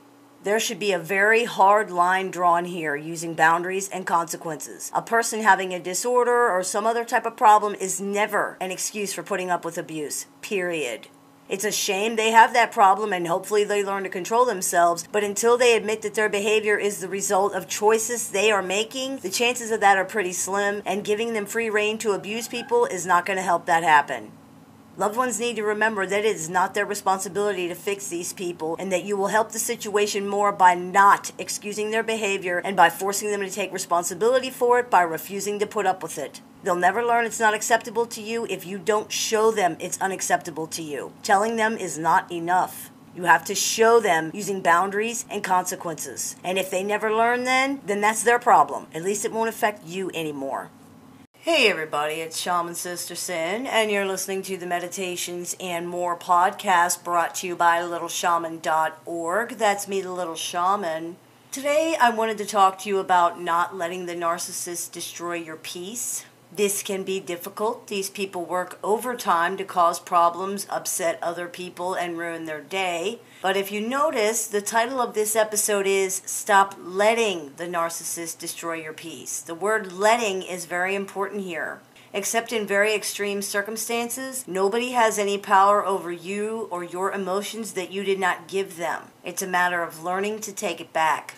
In fact, the whole thing is really about power and who has it. Narcissists want to feel powerful. They want to feel like they're controlling things. This is because they feel very weak and helpless inside. One of the ways they try to exert power and control over others is through emotions. They use guilt, anger, and many other emotions to manipulate people. They purposely endeavor to upset, anger, and hurt other people. They feel powerful when they can get someone to cry or get them angry or hoover them and get them to return to a relationship where they're being treated badly.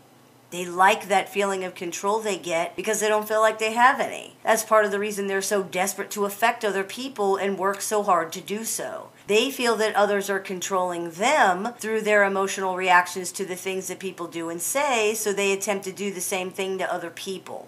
They feel no responsibility for their own behavior. They believe that responsibility falls on other people. Well, if you didn't do that, I wouldn't have to do this. Aside from the fact that many times what they're accusing you of doing is false or greatly over-exaggerated, it's no one's fault that they reacted the way they did. Reaction is a choice. Narcissists don't seem able to understand that, probably because their feelings are so overwhelming and because they gave themselves permission and were given permission by others to act that way long ago. Think of somebody who hits their spouse. It's always the spouse's fault. You provoked me, you pushed my buttons, you nagged me, you made me. That's not true. They chose to react that way. Everyone chooses their reaction in that situation or any other. How you react is always a choice. If you get angry, you can choose to lose your temper and hit somebody. You can choose to scream and holler. You can choose to calmly discuss how you feel, or you can choose to say nothing at all. It's no one else's fault if someone cannot control themselves or chooses to react the way they do. You might feel someone deserves to get punched in the mouth for something, and maybe they do, but it's still your choice to do it or not. It isn't their fault you chose that. They are to blame for their actions, not yours, and you're not to blame for theirs either. This is the key to disarming the narcissist and taking their power over you away. They cannot affect you if you don't let them. This sounds trite, but it is 100% the truth. For example, let's say the narcissist in your life always uses a certain event or a subject that you react badly to cause problems. What would happen if you stopped reacting badly to it? What would happen if, instead of screaming and hollering or crying or getting defensive, you just ignored it? Or simply looked at them and said, you're entitled to your opinion, and that's all? What if no matter how long they fussed and hollered or what they said, you just didn't react? Didn't defend yourself, didn't get emotional, didn't do any of the things that they're counting on you to do? How can they cause a problem if you don't play along? This is the key. Every relationship is a two-way street, even the relationship with a narcissist. They can't play the game by themselves. You have to play too. If you stop playing, there is no game. It's just one person who eventually ends up looking pretty silly. Now, this can be hard to do at first, but it is so worth it in the end. The drama stops when you stop participating in it. They might still be dramatic and behaving all crazy, but you won't be. And the stress caused by trying to convince this person that they're wrong or mistaken and that you're not evil or that no one's out to get them or whatever other crazy thing is gone. The hardest part of this is probably to accept that the narcissist is not causing this reaction in you. Remember the abusive spouse analogy. It's a choice. You don't have to play along. You don't have to get emotional. Their opinion is their opinion, and that's all it is. In reality, it means literally nothing. Now, sometimes it can be really difficult not to react, especially when they're doing things that involve your children or your finances and things like that. In those situations, you can leave the relationship, you can make a record of the incidents with your children and show it to the judge if you're already divorced. You can lock them out of your bank account if they're stealing from you or separate your finances. You can do whatever you need to do to get the crazy out of your life, but letting it ruin your peace is not going to change anything. It's only going to make you more miserable. Nothing you can do is going to make this person something different than what they are. There's nothing you can do about it. There's nothing you can do to stop them from behaving that way. But you can stop playing along with it. You can choose to take the power back from them. Now, let me add here that people often say if they stop reacting, the narcissist escalates. That's right, many times they do. They're looking for that reaction. If this person is becoming violent, if they're breaking things, if they're out of control, you need to call the police or leave as soon as you can. You could stay with a friend or family. There are shelters, there are safe houses, there are programs. Putting up with abuse to prevent worse abuse is no way to live. I hope you understand, either now or someday, that you don't have to do that. Hey everybody, it's Shaman Sister Sin, and you're listening to the Meditations and More podcast brought to you by the Little Shaman Healing. That's me, the Little Shaman. Today I wanted to talk to you about the focus of healing. Now, a lot of the videos I do are about narcissistic people, but the narcissistic people themselves should not be the focus of healing, and I want to make sure that I make that very clear. Understanding these people is very important, and there's nothing worse than not knowing what's wrong with your loved one. Understanding helps us figure out what's going wrong so that we can let go and move on. It takes away the confusion and makes it so that healing actually has a path. However, again, I want to make it clear that the narcissist should not be the focus. Your own healing and wellness should be the focus. Now, it's understandable why that happens sometimes. When someone hurts you or causes you pain, then of course you're going to be focused on that. It's also often easier to focus on what someone else did than it is to confront our own pain or our own part in a situation. But healing can't begin until that happens. Part of healing, truly healing, is learning and forgiving yourself. If you can't confront your own pain or your own part in a situation, you can't do either one of those things. This is why we sometimes see people simply going from one narcissistic relationship to another one. When the focus is on the other person, the internal issues that are creating the vulnerability to this type of relationship is not being addressed. If it's not being addressed, then it can't be healed. Then the whole thing just starts all over again. There are many episodes of this show about how to break the bonds with abusive and toxic people, so I'm not going to revisit all of that here. There is actually a playlist on the channel page for this show with episodes that all focus exactly on these things, so if you haven't seen them, you might want to check that out. Those can help you understand why you keep becoming entangled in these types of relationships and how to stop that from happening. Or maybe you already have an idea of why, but you just can't seem to put it into action. Either way, it's important to remember that understanding the narcissist is only half the problem. Once you've made your peace with understanding why they did what they did, it's time to figure out why you did what you did. Otherwise, people find themselves in the same relationship over and over again without ever understanding why. People often ask, why do I keep attracting narcissists? But that to me is not the question.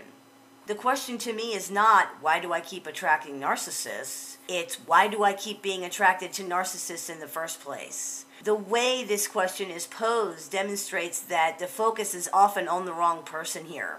Because it wouldn't matter why they were attracted to you if you were not attracted to them anyway. Because you wouldn't enter into a relationship with them. Or you would end the relationship when they reveal themselves as what they are, which, as you know, they always do. There often seems to be a sense of helplessness surrounding this whole situation, as though things are just happening and people have no control over them. This is not the case. You're not helpless. You do have power. You do have strength. All you have to do is decide to use it, and it will be there. If you never remember anything I ever say, please remember that. You do have strength. You're not helpless. You do have power. All relationships are a two-way street. Yes, narcissists misrepresent themselves, and of course, abuse is always wrong. But don't forget, it isn't just that narcissists are attracted to you or in a relationship with you. You have power here also. You are in a relationship with them as well. You are obviously attracted to them too. Regardless of the type of relationship, whether the narcissist is your parent or your spouse or your sibling, when the relationship finally revealed itself as toxic and abusive, you did not walk away. There's a reason you have not ended the relationship. But what is it? When you can look at that honestly and figure out why you're willing to accept less than you deserve, you can stop that from happening. Then you don't have to worry about figuring out who's a narcissist and who isn't, because it won't matter. Anyone who reveals themselves as toxic will not be appealing to you anymore. You'll know you deserve better, and you will not be afraid to act on that. It takes work to get there, and it can be pretty uncomfortable, but I promise you, it is far less uncomfortable than dealing with an abusive person who does not care about you or your feelings at all. That is a hell on earth that nobody deserves, and it doesn't have to be your reality anymore. These things can be hard for many people to hear, and I know that, but it's so important to understand that it's the absolute truth. The narcissist has taken enough from you already. They've been the main focus for so long. Isn't it time to start focusing on the person who has been ignored this whole time? You. Hey everybody, it's Shaman Sister Sin, and you're listening to the Meditations and More podcast brought to you by littleshaman.org. That's me, the Little Shaman. Today I wanted to talk to you about why it's a good idea to stop wasting time on narcissists. It isn't about just wasting time loving them or trying to fix them or getting through to them or explaining to them. It's about not letting them take up space in your head, period. Narcissistic abuse is very traumatic. It's confusing. It's gut-wrenching. Many people have never experienced this type of person before, and they don't understand. This person seems mentally ill sometimes, and other times perfectly fine. One minute they're having a normal conversation with you, and the next they're hysterical over something that didn't even happen. No amount of reasoning, logic, or explanation gets through to them. They may say things that are totally off the wall, completely out of reality. So you might think to yourself, okay, something's obviously really wrong here. Normal people don't act like this. So you start looking for answers. hey, if something has a name, then maybe it can be fixed, right?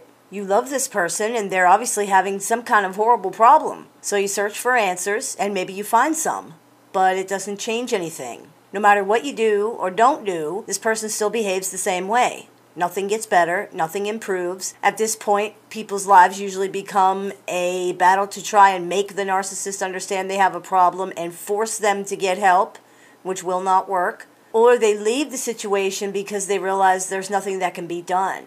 Those who don't leave need to be honest with themselves about why they're willing to sacrifice their own well-being for someone who not only doesn't care about them, this person doesn't even care about themselves either.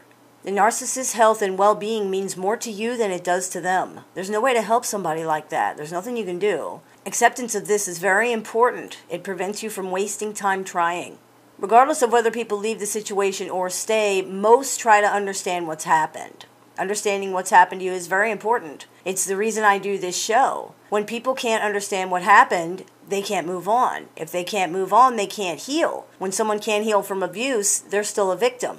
A victim is vulnerable. They might become involved in another abusive situation more easily than someone who has learned the lesson they needed to learn and has healed. So understanding what's happened is very important. Understanding what happened should only be a step in the direction of moving on, though. It should not be the whole goal. Searching for answers should only be done until the answer has been found. If it goes on longer, it starts to become less helpful. Sometimes people think they're looking for answers when really what they're doing is looking for something that proves the answer wrong because they're trying to hold on to hope. This is very common, but it's something that only drags everything out longer because the answer's not going to change. You're dealing with a broken person. There's no happy ending here. You can choose to keep dealing with them if you wish. That's entirely up to you. There's no law against it. It's your life. However, they're not just going to snap out of it. There's no video you can watch or article you can read that can change that. There's no magical formula that can be given and no pill that can be prescribed that can make this person something other than what they are.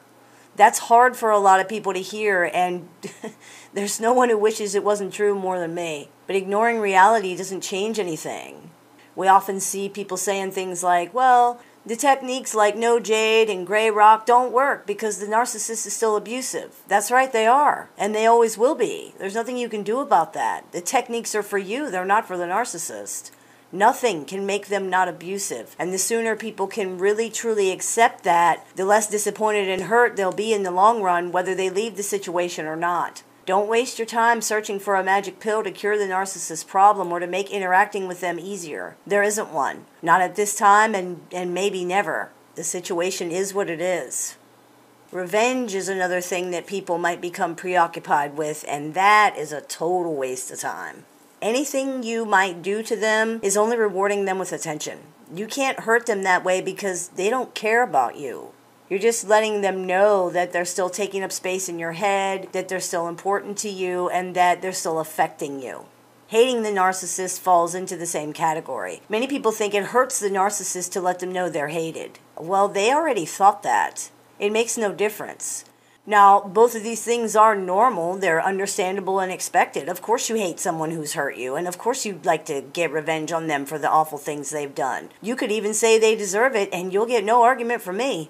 But in the end, it's a waste of time. The only person it affects is you. They are so wrapped up in the cocoon of their own self-absorbed emotions that no one can touch them. Not with love, not with hate, not with anything. You might as well be plotting revenge against a robot or a table and chairs for all it would matter. Don't waste your time. It's not worth it. The best revenge is moving on and not looking back. Ironically, that's about the only thing that might have a chance of actually hurting them. Not mattering is their greatest fear, and it's a huge blow to their ego. Life is short. Sometimes it's really short. Time and love are two of the most valuable gifts that we've been given. Perhaps they are the only ones that matter. Don't waste them on people or things that don't bring you happiness. I hope this clears a few things up for you. As always, I look forward to your comments, questions, and suggestions, so please keep those coming. You've been listening to the Meditations and More podcast brought to you by littleshaman.org. That's me, the Little Shaman. May the Great Spirit bless you and have a wonderful day. Hey everybody, it's Shaman Sister Sin, and you're listening to the Meditations and More podcast brought to you by littleshaman.org. That's me, the Little Shaman. Today I want to talk to you about how to stop carrying the narcissist's emotional baggage for them. This is a very common thing in narcissistic relationships, so I wanted to address it on the show today. Probably the one thing that all narcissistic relationships have in common is that the demands the pathologically narcissistic person makes on the other person are unreasonable and unfair. The position of the narcissistic person in all of their personal relationships is basically, I have a problem and you need to do something about it. The majority of their problems are emotional, even if they don't seem to be. For example, if you will not give the narcissistic person money that they've asked for, it may become about how you don't love them or you want them to suffer. They often reframe everything that happens this same way. If you don't do what I want, you don't love me. This is not only because it's a handy emotional pry bar to use on other people, but also because their entire life is consumed with trying to prove to themselves that they have value and that people care about them. The other person or people in their lives are expected to go above and beyond at all times to attend to the narcissist's needs, fix their problems, and make them comfortable, because this is what the narcissist believes you do for people you care about. Believes you do, not that they do, but that you do. If this requires people to go without or otherwise sacrifice themselves in order to make the narcissistic person happy, there's no acknowledgement of this. On the contrary, there's not even any notice of it, and there's certainly no gratitude. You're supposed to do that. You agreed to do it when you said you cared about them, whether you know that or not. If you don't do it, you'll likely be punished and labeled as a liar and as abusive and uncaring. It's very much like the relationship between a parent and a toddler or an infant, where the entirety of the responsibility and effort is on the parent. The baby is not expected or required to do anything but be present and absorb love. That's all. The rest of everything falls on the parent. There's no true consideration for your needs or you as a person at all. It doesn't matter if you're tired or broke or sick or anything else. It just doesn't matter. You are required to perform and deliver upon command. You are required to fix the narcissist's problems. Their problem is supposed to be your problem, and you're supposed to do something about that. The thing that makes this so unfair is that not only is it incredibly unreasonable for someone to insist that the other person carry all the burden in any relationship, the truth is the narcissist's problems can't be fixed. Their problem is that they want everything right now and they can't have it. Their problem is that they feel miserable inside and they can't change that. Their problem is that the world doesn't give them the instant respect, admiration, and special treatment they need in order to feel like they have any value at all, and nobody will go along with the made-up fantasies that they exist in. Regardless of whose responsibility it is, how is anyone supposed to fix any of that anyway? These things are delusional, they're ridiculous. Nobody can fix that. But people do try. At first they may try because they love the pathologically narcissistic person, they want them to feel secure and loved. Later, this might change, and they try because they don't want to be punished, or they don't want the whole family to be held hostage by the narcissist's rage or their hysteria. In this way, people become conditioned to carry the narcissist's emotional baggage for them. Someone's entire existence can become an exercise in trying to make the narcissist happy in order to keep this person from exploding or melting down. People can also become stuck in this cycle because they have a history of being conditioned to carry the emotions of others, either from previous relationships or going back to their childhood. Carrying the emotions of others means that you essentially take responsibility for their feelings upon yourself. If this person is mad, sad, hurt, or upset, it's because you didn't make them happy. You failed. It's a thankless task, and frankly, it's impossible. You can't make other people happy, and you can't solve other people's problems for them. Narcissists will do everything they can to force others into this, but it doesn't work unless somebody agrees to it. They will tell you it's your responsibility. It is not. They will tell you that if you don't do it, it means you don't care about them. It doesn't mean that. They will resort to all manner of lies, manipulations, abuses, and whatever else it takes to get you to carry the responsibility for their feelings and therefore their well-being because they can't do it themselves. Again, like a child, they expect others to simply take care of this for them. When other people don't, they may rage, go into hysterics, or even decompensate in reaction. The resulting feeling of rejection and the burden of taking the responsibility is just too much for them. The thing is, the narcissist is not a child. You're not responsible for them. Even if the narcissist in your life is your child, if they're an adult, they're responsible for their own feelings and their own well-being. Not only is there nothing wrong with refusing to take responsibility for the narcissist's emotions, it's actually better that way. How else are they going to learn to do it if you don't let them? If you really want to help, stop helping. Now, when you stop taking responsibility for the pathologically narcissistic person's feelings and refusing to fix their problems, you can likely expect some fireworks from them in return. They don't like things to change, and they certainly don't want anybody getting the idea that they're not the most important thing in the situation. They will do what they can to make sure you stay under control in the position they want you in. They often panic when they think this is threatened. You just have to stay strong in your resolve and keep reminding yourself it's not your responsibility to fix this person's problems, because it's not. If they don't like it, that's their problem. If they choose not to take the responsibility themselves, that's their decision. You cannot save other people from themselves, and you can't run yourself ragged doing things for someone that they should be doing for themselves. This is unfair, and it's also pointless. Nothing you do will be good enough because the solution to their problem is inside of them, not you. Just like the solution to your problem is inside of you, not them. It can be helpful to make a few lists here to visually demonstrate this and really drive it home to yourself. You can make one for what you feel responsible for, one for what you actually are responsible for, and one for what you're not responsible for. For example, you are not responsible for the feelings of other people. You're not responsible for their happiness, their reactions, their decisions, their failures, or their successes, and they are not responsible for yours. It takes some practice to be assertive in this way, but the real hurdle is within yourself. It can be difficult to let go of that feeling of responsibility. It's what you were conditioned to do. It can be difficult to give up what can feel like the only control you have over the situation as well. However, it's a smokescreen. You have no control over other people. They will do what they want to do based on their own motives and their feelings, not anything you do or do not do. You also don't have control over your own emotions in this situation because you've allowed the narcissist to take control of those. You take that back by controlling your emotional reactions to the narcissist and by not allowing them to blame you for theirs. Remember, blame in these situations has to be taken, and you don't have to accept it. If they want to blame you, fine. That's their decision. You don't have to agree to that. You don't have to accept that. Inside of you, you know that the way things are is not right, and you know that you're being treated unfairly. That's why you're watching this video. You already know the answer. It just takes some time to put it into practice. Ultimately, if you want this situation to change, you're going to have to be the one to change it. They have no reason to change anything, and you not liking it is never going to become a reason. Your pain means nothing to them, so you have to change things if you don't like them. Otherwise, you'll be run until you drop by someone who does not care about anything but themselves. When you're finally used up, you'll be told how you never tried hard enough anyway, you were never good enough anyway, and the narcissist will likely move on to someone that they haven't exhausted yet. You deserve better than that. Too many people are looking for ways to make the narcissist change. They have no reason to change. They're fine with the way things are. You are the one that doesn't like it, and nothing is going to change if you don't.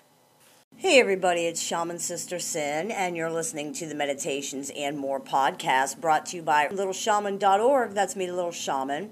Today I wanted to talk to you about how to stop giving your power away to narcissists. This is something that is a problem in virtually every narcissistic relationship on the planet, whether the narcissist is your parent, your child, your spouse, or a friend. So I thought we could address it on the show today. Any relationship with a pathologically narcissistic person is a power struggle. Doesn't matter if you don't think so or if you don't want it to be, it is. They are endeavoring to control everything, including you, and if you let them, they will. Most people resist this control either initially or eventually, and that creates a power struggle. Power struggles are exhausting. They are time-consuming, and in the end, they're useless. There's no way to have power over another person unless it is given. No adult can be controlled by another adult unless they let themselves be controlled. Narcissistic people use many tactics designed to force other people into giving up the struggle because they know no other way to get their needs met. They are so insecure and dysfunctional that they must control everything or they feel powerless. Most of the tactics they use are manipulation, usually done through guilt, emotional blackmail, emotional strong-arming, suicidal threats, fear-mongering, bullying, gaslighting, character assassination, projection, blame-shifting, and many other things. Though some pathologically narcissistic people may use physical force if necessary, if you notice, most of these tactics are emotional. This is actually a good thing. See, it's not the narcissist themselves that is controlling or manipulating the victim. The narcissist is using the victim's own feelings to control and manipulate them. This is good because the narcissist isn't in control of your feelings. You are. If you can learn to get better control over your feelings, the narcissist's ability to manipulate you disappears. This is how you stop giving your power away to the narcissist in your life. You take away their ability to control you through your emotions. This isn't easy, and no one's pretending that it is, but it's entirely possible, and once you do it, you will find that your life is much more peaceful. The first thing that's necessary to take your power back is to accept the situation as it is. This doesn't just go for dealing with narcissists or relationships, by the way. It goes for everything. A huge amount of the pain and the stress that we as human beings experience in our lives is due to not wanting to accept the reality of how things are. We agonize over how we think things should be or the way we would like them to be. This is understandable, but it's pointless. Things are the way that they are. That's not to say that we should never work for change or to ascend our current circumstances, but refusing to accept things the way they are is not how you get there. Stressing over not being able to control other people or situations is not how you get there either. This is probably one of the biggest things people stress over, not being able to control other people and situations. Acceptance is realizing that you can only do what you can do. You only have control over yourself and your actions, that's all.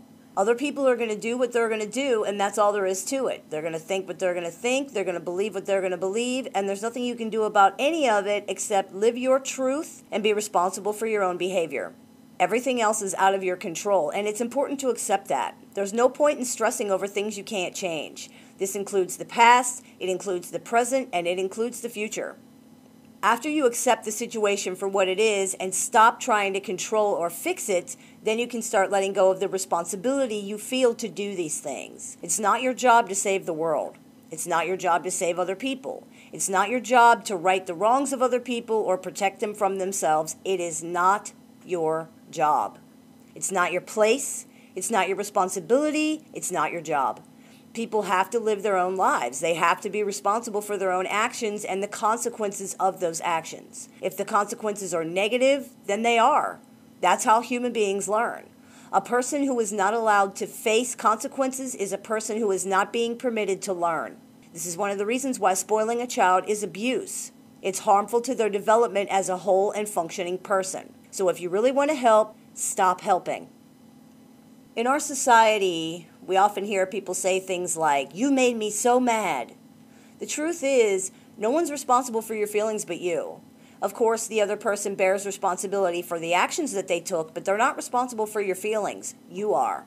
Some people don't like to hear that because they conclude that if we're all responsible for our own feelings, that means no one's responsible for doing hurtful things. That's not true. People are responsible for everything that they have done, but that same action might not have resulted in the same reaction from somebody else.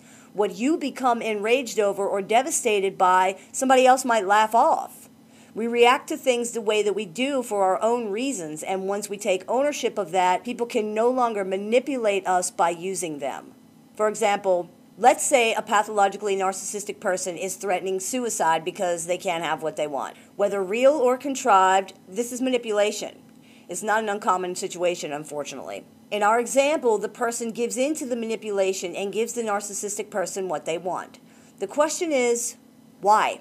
Now they might say, "I care about the narcissistic person and I was afraid. I don't want them to be hurt." That's understandable and undoubtedly true. But there are ways to ensure a person's safety that don't involve allowing an irrational person to control the situation using fear. If someone is suicidal, they're in crisis. It's an emergency. Most people would have called the authorities to come and help their loved one. Others would have taken the person to the emergency room. The question the person in our example needs to ask themselves are, why did I not do those things? Why did I instead take the responsibility upon myself to control and fix the problem? This is an extreme example, of course, but by looking at your own real-life situations in this way, you can challenge your thinking to understand what your own motivations are, to find the reasons behind the reasons, in other words. As another example, let's say a narcissist is raging and throwing accusations left and right because, once again, they cannot have something they want. The message is very clear. If you don't do what I want, you are cruel, hateful, and you don't love me. In our example, the person gives in and gives the narcissist what they want. Again, the question is, why? They might say, well, I want them to understand that I do love them and I'm not cruel. Again, understandable and true. But again, there are ways to deal with this that don't involve an irrational person calling the shots using fear. If someone believes that they're not loved because they can't have what they want, they're irrational. If someone throws a tantrum and spews just awful toxicity all over someone else because they're upset, they're abusive. Most people would not entertain that situation. They would leave or otherwise remove themselves from it. The question the person in our example needs to ask themselves is, why did I not do that? Again, this is a way to challenge your thinking to understand what your own motivations are. Pathologically narcissistic people try to create situations where people feel there's no choice but to give in, and they do that by using people's feelings against them. If you don't do this, you don't care about me. If you don't do this, you're mean. If you don't do this, I'll tell everyone XYZ about you. If you don't do this, I'll break everything in this house. If you don't do this, I'll ruin you. If you don't do this, I'll leave you. If you don't do this, I'll kill myself. The important thing to remember here is that while you can't control the narcissist, they can't control you either. Your battle is with yourself and your own emotions. It's not with the narcissist. You always have a choice. It may not be a nice one or a fair one, but you always have one. You have to get beyond your emotions so you can see it. Once you do that, you realize they never had any control over you at all. It was all you. You made all the choices you did for your own reasons, and now you don't have to do that anymore if you don't want to. Hey everybody, it's Shaman Sister Sin, and you're listening to the Meditations and More podcast brought to you by littleshaman.org. That's me, Little Shaman. Today I want to talk to you about overcomplicating the relationship and motivations of pathologically narcissistic persons. Many people spend an untold amount of time trying to decipher the narcissistic person. It can be exhausting, frustrating, and difficult, so I wanted to address that with you right now. It's true that narcissistic people can seem very complex. Their defense mechanisms are convoluted and hard to unravel, and their behavior can be totally mystifying. They are so unlike the rest of us in so many ways that it can seem impossible to understand what they want or where they're coming from. This is all correct. However, the truth is also that narcissistic people aren't really that complicated. Yes, understanding their motivations, defenses, and behavior is difficult, but understanding them in practical terms is simple. Pathologically narcissistic people are selfish, self-focused, and feel only for themselves. They don't understand that other people have feelings, and they don't care. They're mean and hateful because they feel badly about themselves. They throw temper tantrums because they want their way and they're upset when they don't get it. Every single thing they do, think, feel, and say revolves entirely around themselves and what they want. They're abusive, immature, empty, and incapable of giving anything to other people. True understanding of the reasons they became this way can be difficult, yes, but it doesn't change the simple truth of those things. People often become bogged down in trying to decode the narcissist's motives because these simple truths just seem impossible. How can it be that an adult person doesn't understand that other people have feelings? How can it be that another person can be that callous and cruel? How can a parent not love their child? People believe there must be another explanation, and they will drive themselves crazy trying to find it. This is often because not only do people not think it can be this simple, and not only does it not make sense to them, but they don't want to believe that anyway. If the basic truth is that the narcissist just doesn't care about the other person in any real way, that means the relationship should and probably will end, and that the person is never going to get what they want because the narcissistic person is not capable of giving it to them. In this way, overcomplicating the situation can be a way of denying the truth. So people sort of convince themselves that it isn't that the narcissist doesn't care about the other person's feelings. They must not understand that they're being hurtful, and a person may spend months or even years trying to make the narcissist understand in an attempt to deny the truth, which is that underneath everything, the narcissist does not care. Most people know that on some level, actually, but they don't want to accept it. They often finally do accept it when it can no longer be denied, and that point always comes. There always comes a point when it can no longer be denied that this person just does not care. It is understandable that people try to rationalize the narcissist behavior and frame it in a way that they can understand it. This is how we as people figure things out. But it becomes a problem when someone ignores reality in order to do that. It's one thing to be totally mystified by a person's behavior because it makes no sense and to be just looking for answers.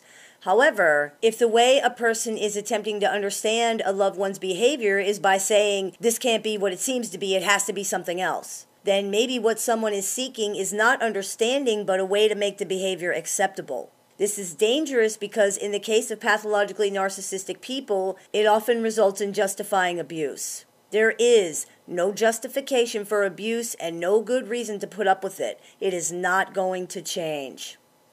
Pathologically narcissistic people's motives can be hard to figure out, but the truth of their reality is very simple. Looking for information is vital to understanding so that people know what they're dealing with and can make informed decisions. That's the reason why I do this channel. But it's important not to let your mind become clouded with the information. Understanding should clarify things, not make them more complicated. Nothing mitigates the basic truth here, and that is that pathologically narcissistic people are solely focused on themselves. They see other human beings as objects. They become abusive when they are not given everything they believe they deserve. They're controlling. They live in a fantasy land that they insist everybody else live in. They're extremely inflexible and resistant to change, and they are not able to give you what you want. When you're looking around learning about narcissistic types of people, don't let those basic truths be forgotten. In the end, that's all you really need to know. Hey everybody, it's Shaman Sister Sin, and you're listening to the Meditations and More podcast brought to you by littleshaman.org. That's me, the Little Shaman. Today I wanted to talk to you about not compromising with the narcissist in your life anymore. It's not uncommon for people in relationships with narcissistic people to find themselves compromising. Now that's a normal thing in relationships, but in regular relationships, the compromise is not usually repeated situations where someone is saying, I'll do this for you if you just stop abusing me. Or, you can have this if you'll just act decently. This is how relationships with narcissists work. They push and push and push until the person either breaks or leaves. People in these relationships make compromises to keep the narcissist in their lives rather than leaving because the narcissist's behavior is intolerable.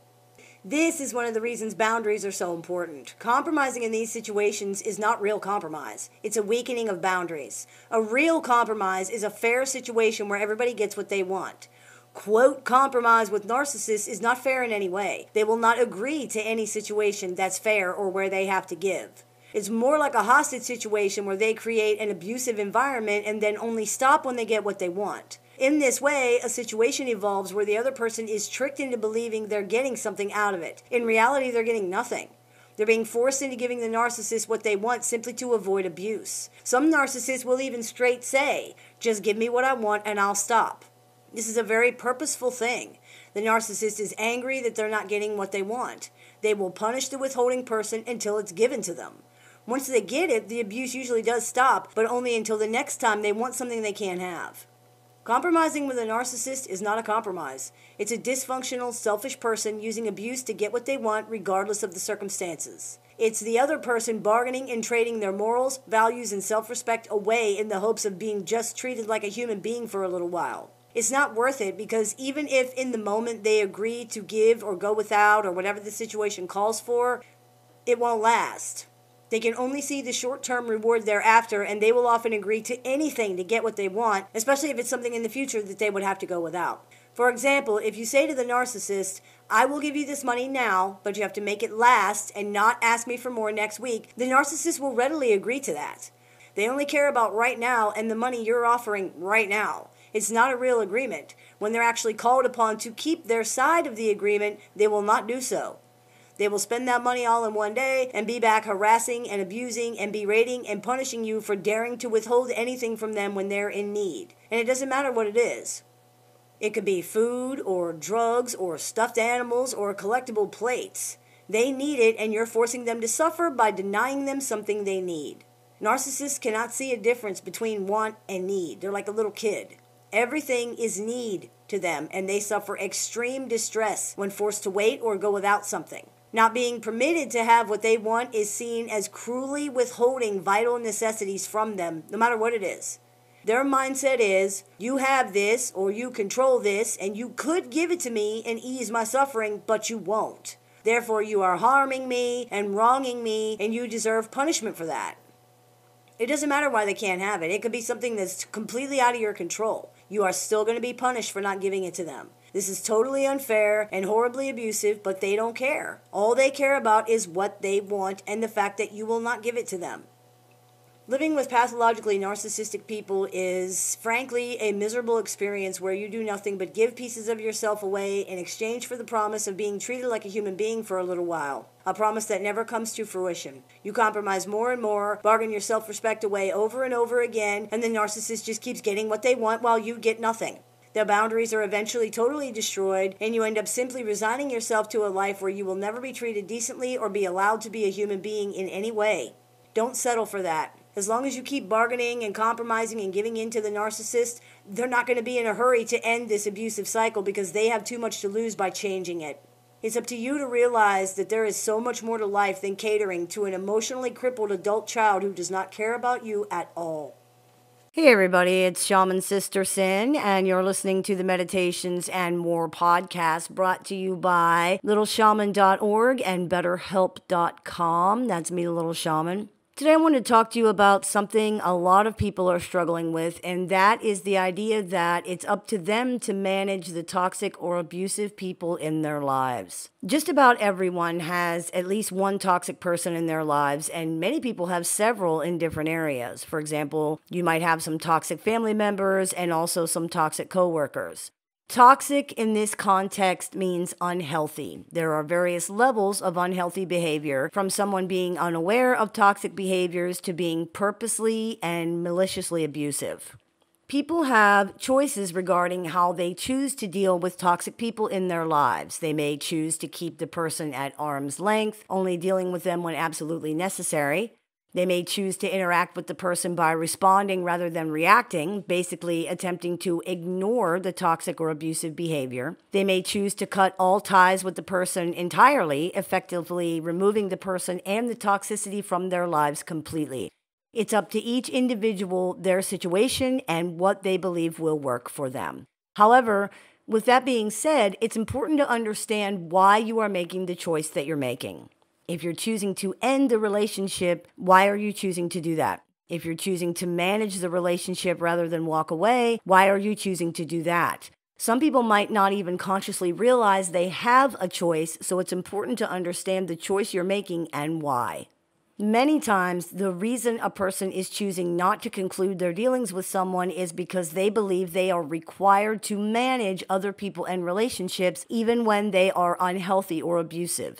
This is not the case. It is a narrative created by abusers and toxic people who are unwilling to take responsibility for themselves and their behavior that is then often reinforced by well-meaning others who are unfamiliar with the situation or who don't have strong boundaries of their own. We sometimes see this played out in situations by people who fear they will be adversely affected by someone's decision to end their participation in a relationship. Because of their own inability to create and enforce boundaries, the other person's enforcing of boundaries is seen as a direct threat to them.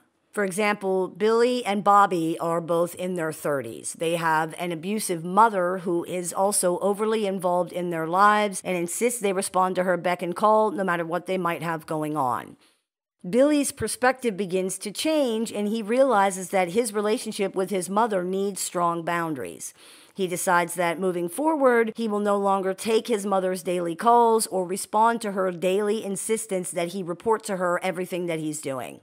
Bobby becomes alarmed by this decision. He knows that this means their mother will double the demands that she places on him and that he's going to be put in the middle. Because he is unable to create or enforce boundaries of his own with her, he blames Billy for the problem and his own reaction to that problem, saying Billy is being selfish and unfair.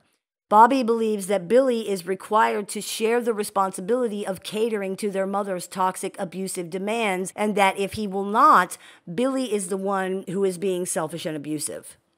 Sadly, this game of emotional hot potato is often played out in abusive or toxic families and social circles. In this dynamic, no one requires abusers or toxic people to take accountability for themselves, their choices, or their behavior, and no one understands or holds healthy boundaries.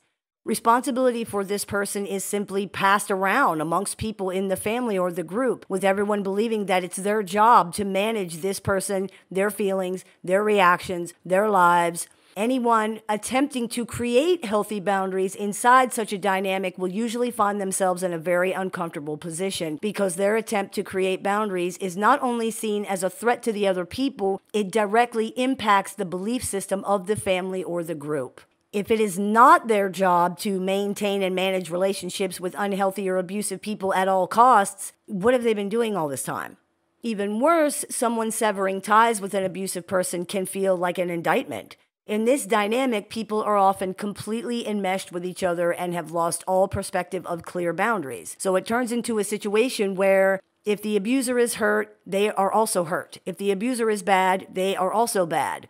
All of this conspires to create an environment where people are conditioned to believe that it's their job to manage relationships with abusers and other toxic people.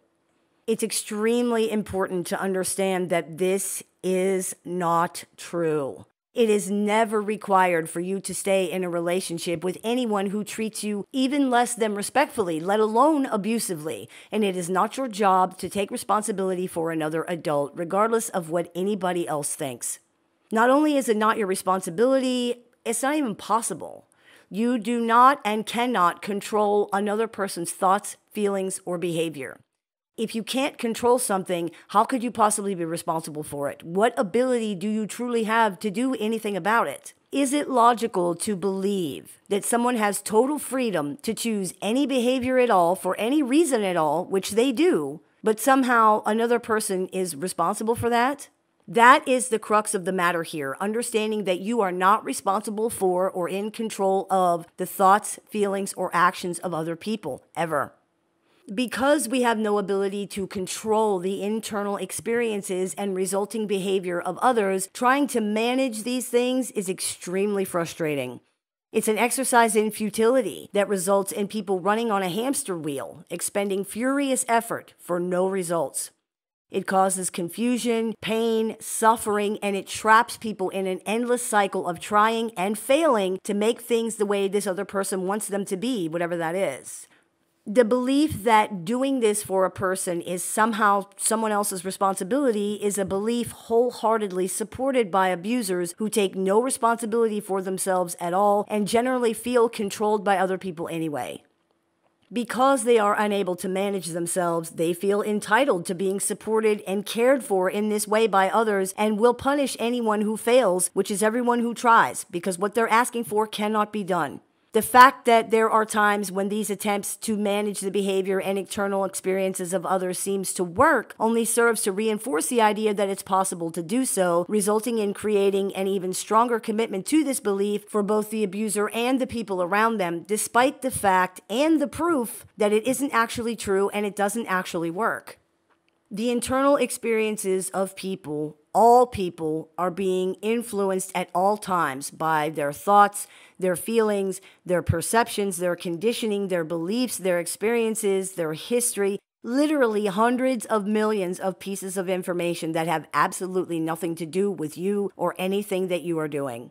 This doesn't mean that no one can affect the thoughts, feelings, or behavior of other people, of course, but it does mean that this influence is frankly negligible in comparison to everything else going on. This is particularly true for those dealing with a personality disorder or a related psychological challenge because their interpretation of things, including these hundreds of millions of pieces of information, is not usually trustworthy, logical, or realistic. This is why we need to stop trying to manage narcissists and anybody else. It's not possible. It doesn't work. It is a fundamentally flawed belief to think that we can control the behavior or internal experiences of other people. Most of the time, as we discussed earlier, this belief is the result of conditioning. For example, Becky was raised in an abusive environment. Her father was both physically and emotionally abusive to the whole family. He was never required to take responsibility for his own behavior or his choices. The family was required to take responsibility for managing his reactions and his behavior. If he was woken up from his nap, he would always become angry and sometimes become violent. If Becky accidentally woke him up, because her mother could not control her father's behavior, she would chastise Becky for waking him up. This indirectly created the idea in Becky that she was responsible for managing her father's behavior. It was never even mentioned that Becky's father had a choice in his reaction or that he alone was responsible for his behavior. The message given by both parents and internalized by Becky is that she is responsible for managing the reaction and behavior of other people and that they are not responsible for anything. This is conditioning she will carry forward through her life and into her adult relationships until she learns differently. This is just one example of the type of situation that can create this kind of conditioning. Exploring your life and your history, you'll probably find the situations that have contributed to your mindset and your conditioning as well.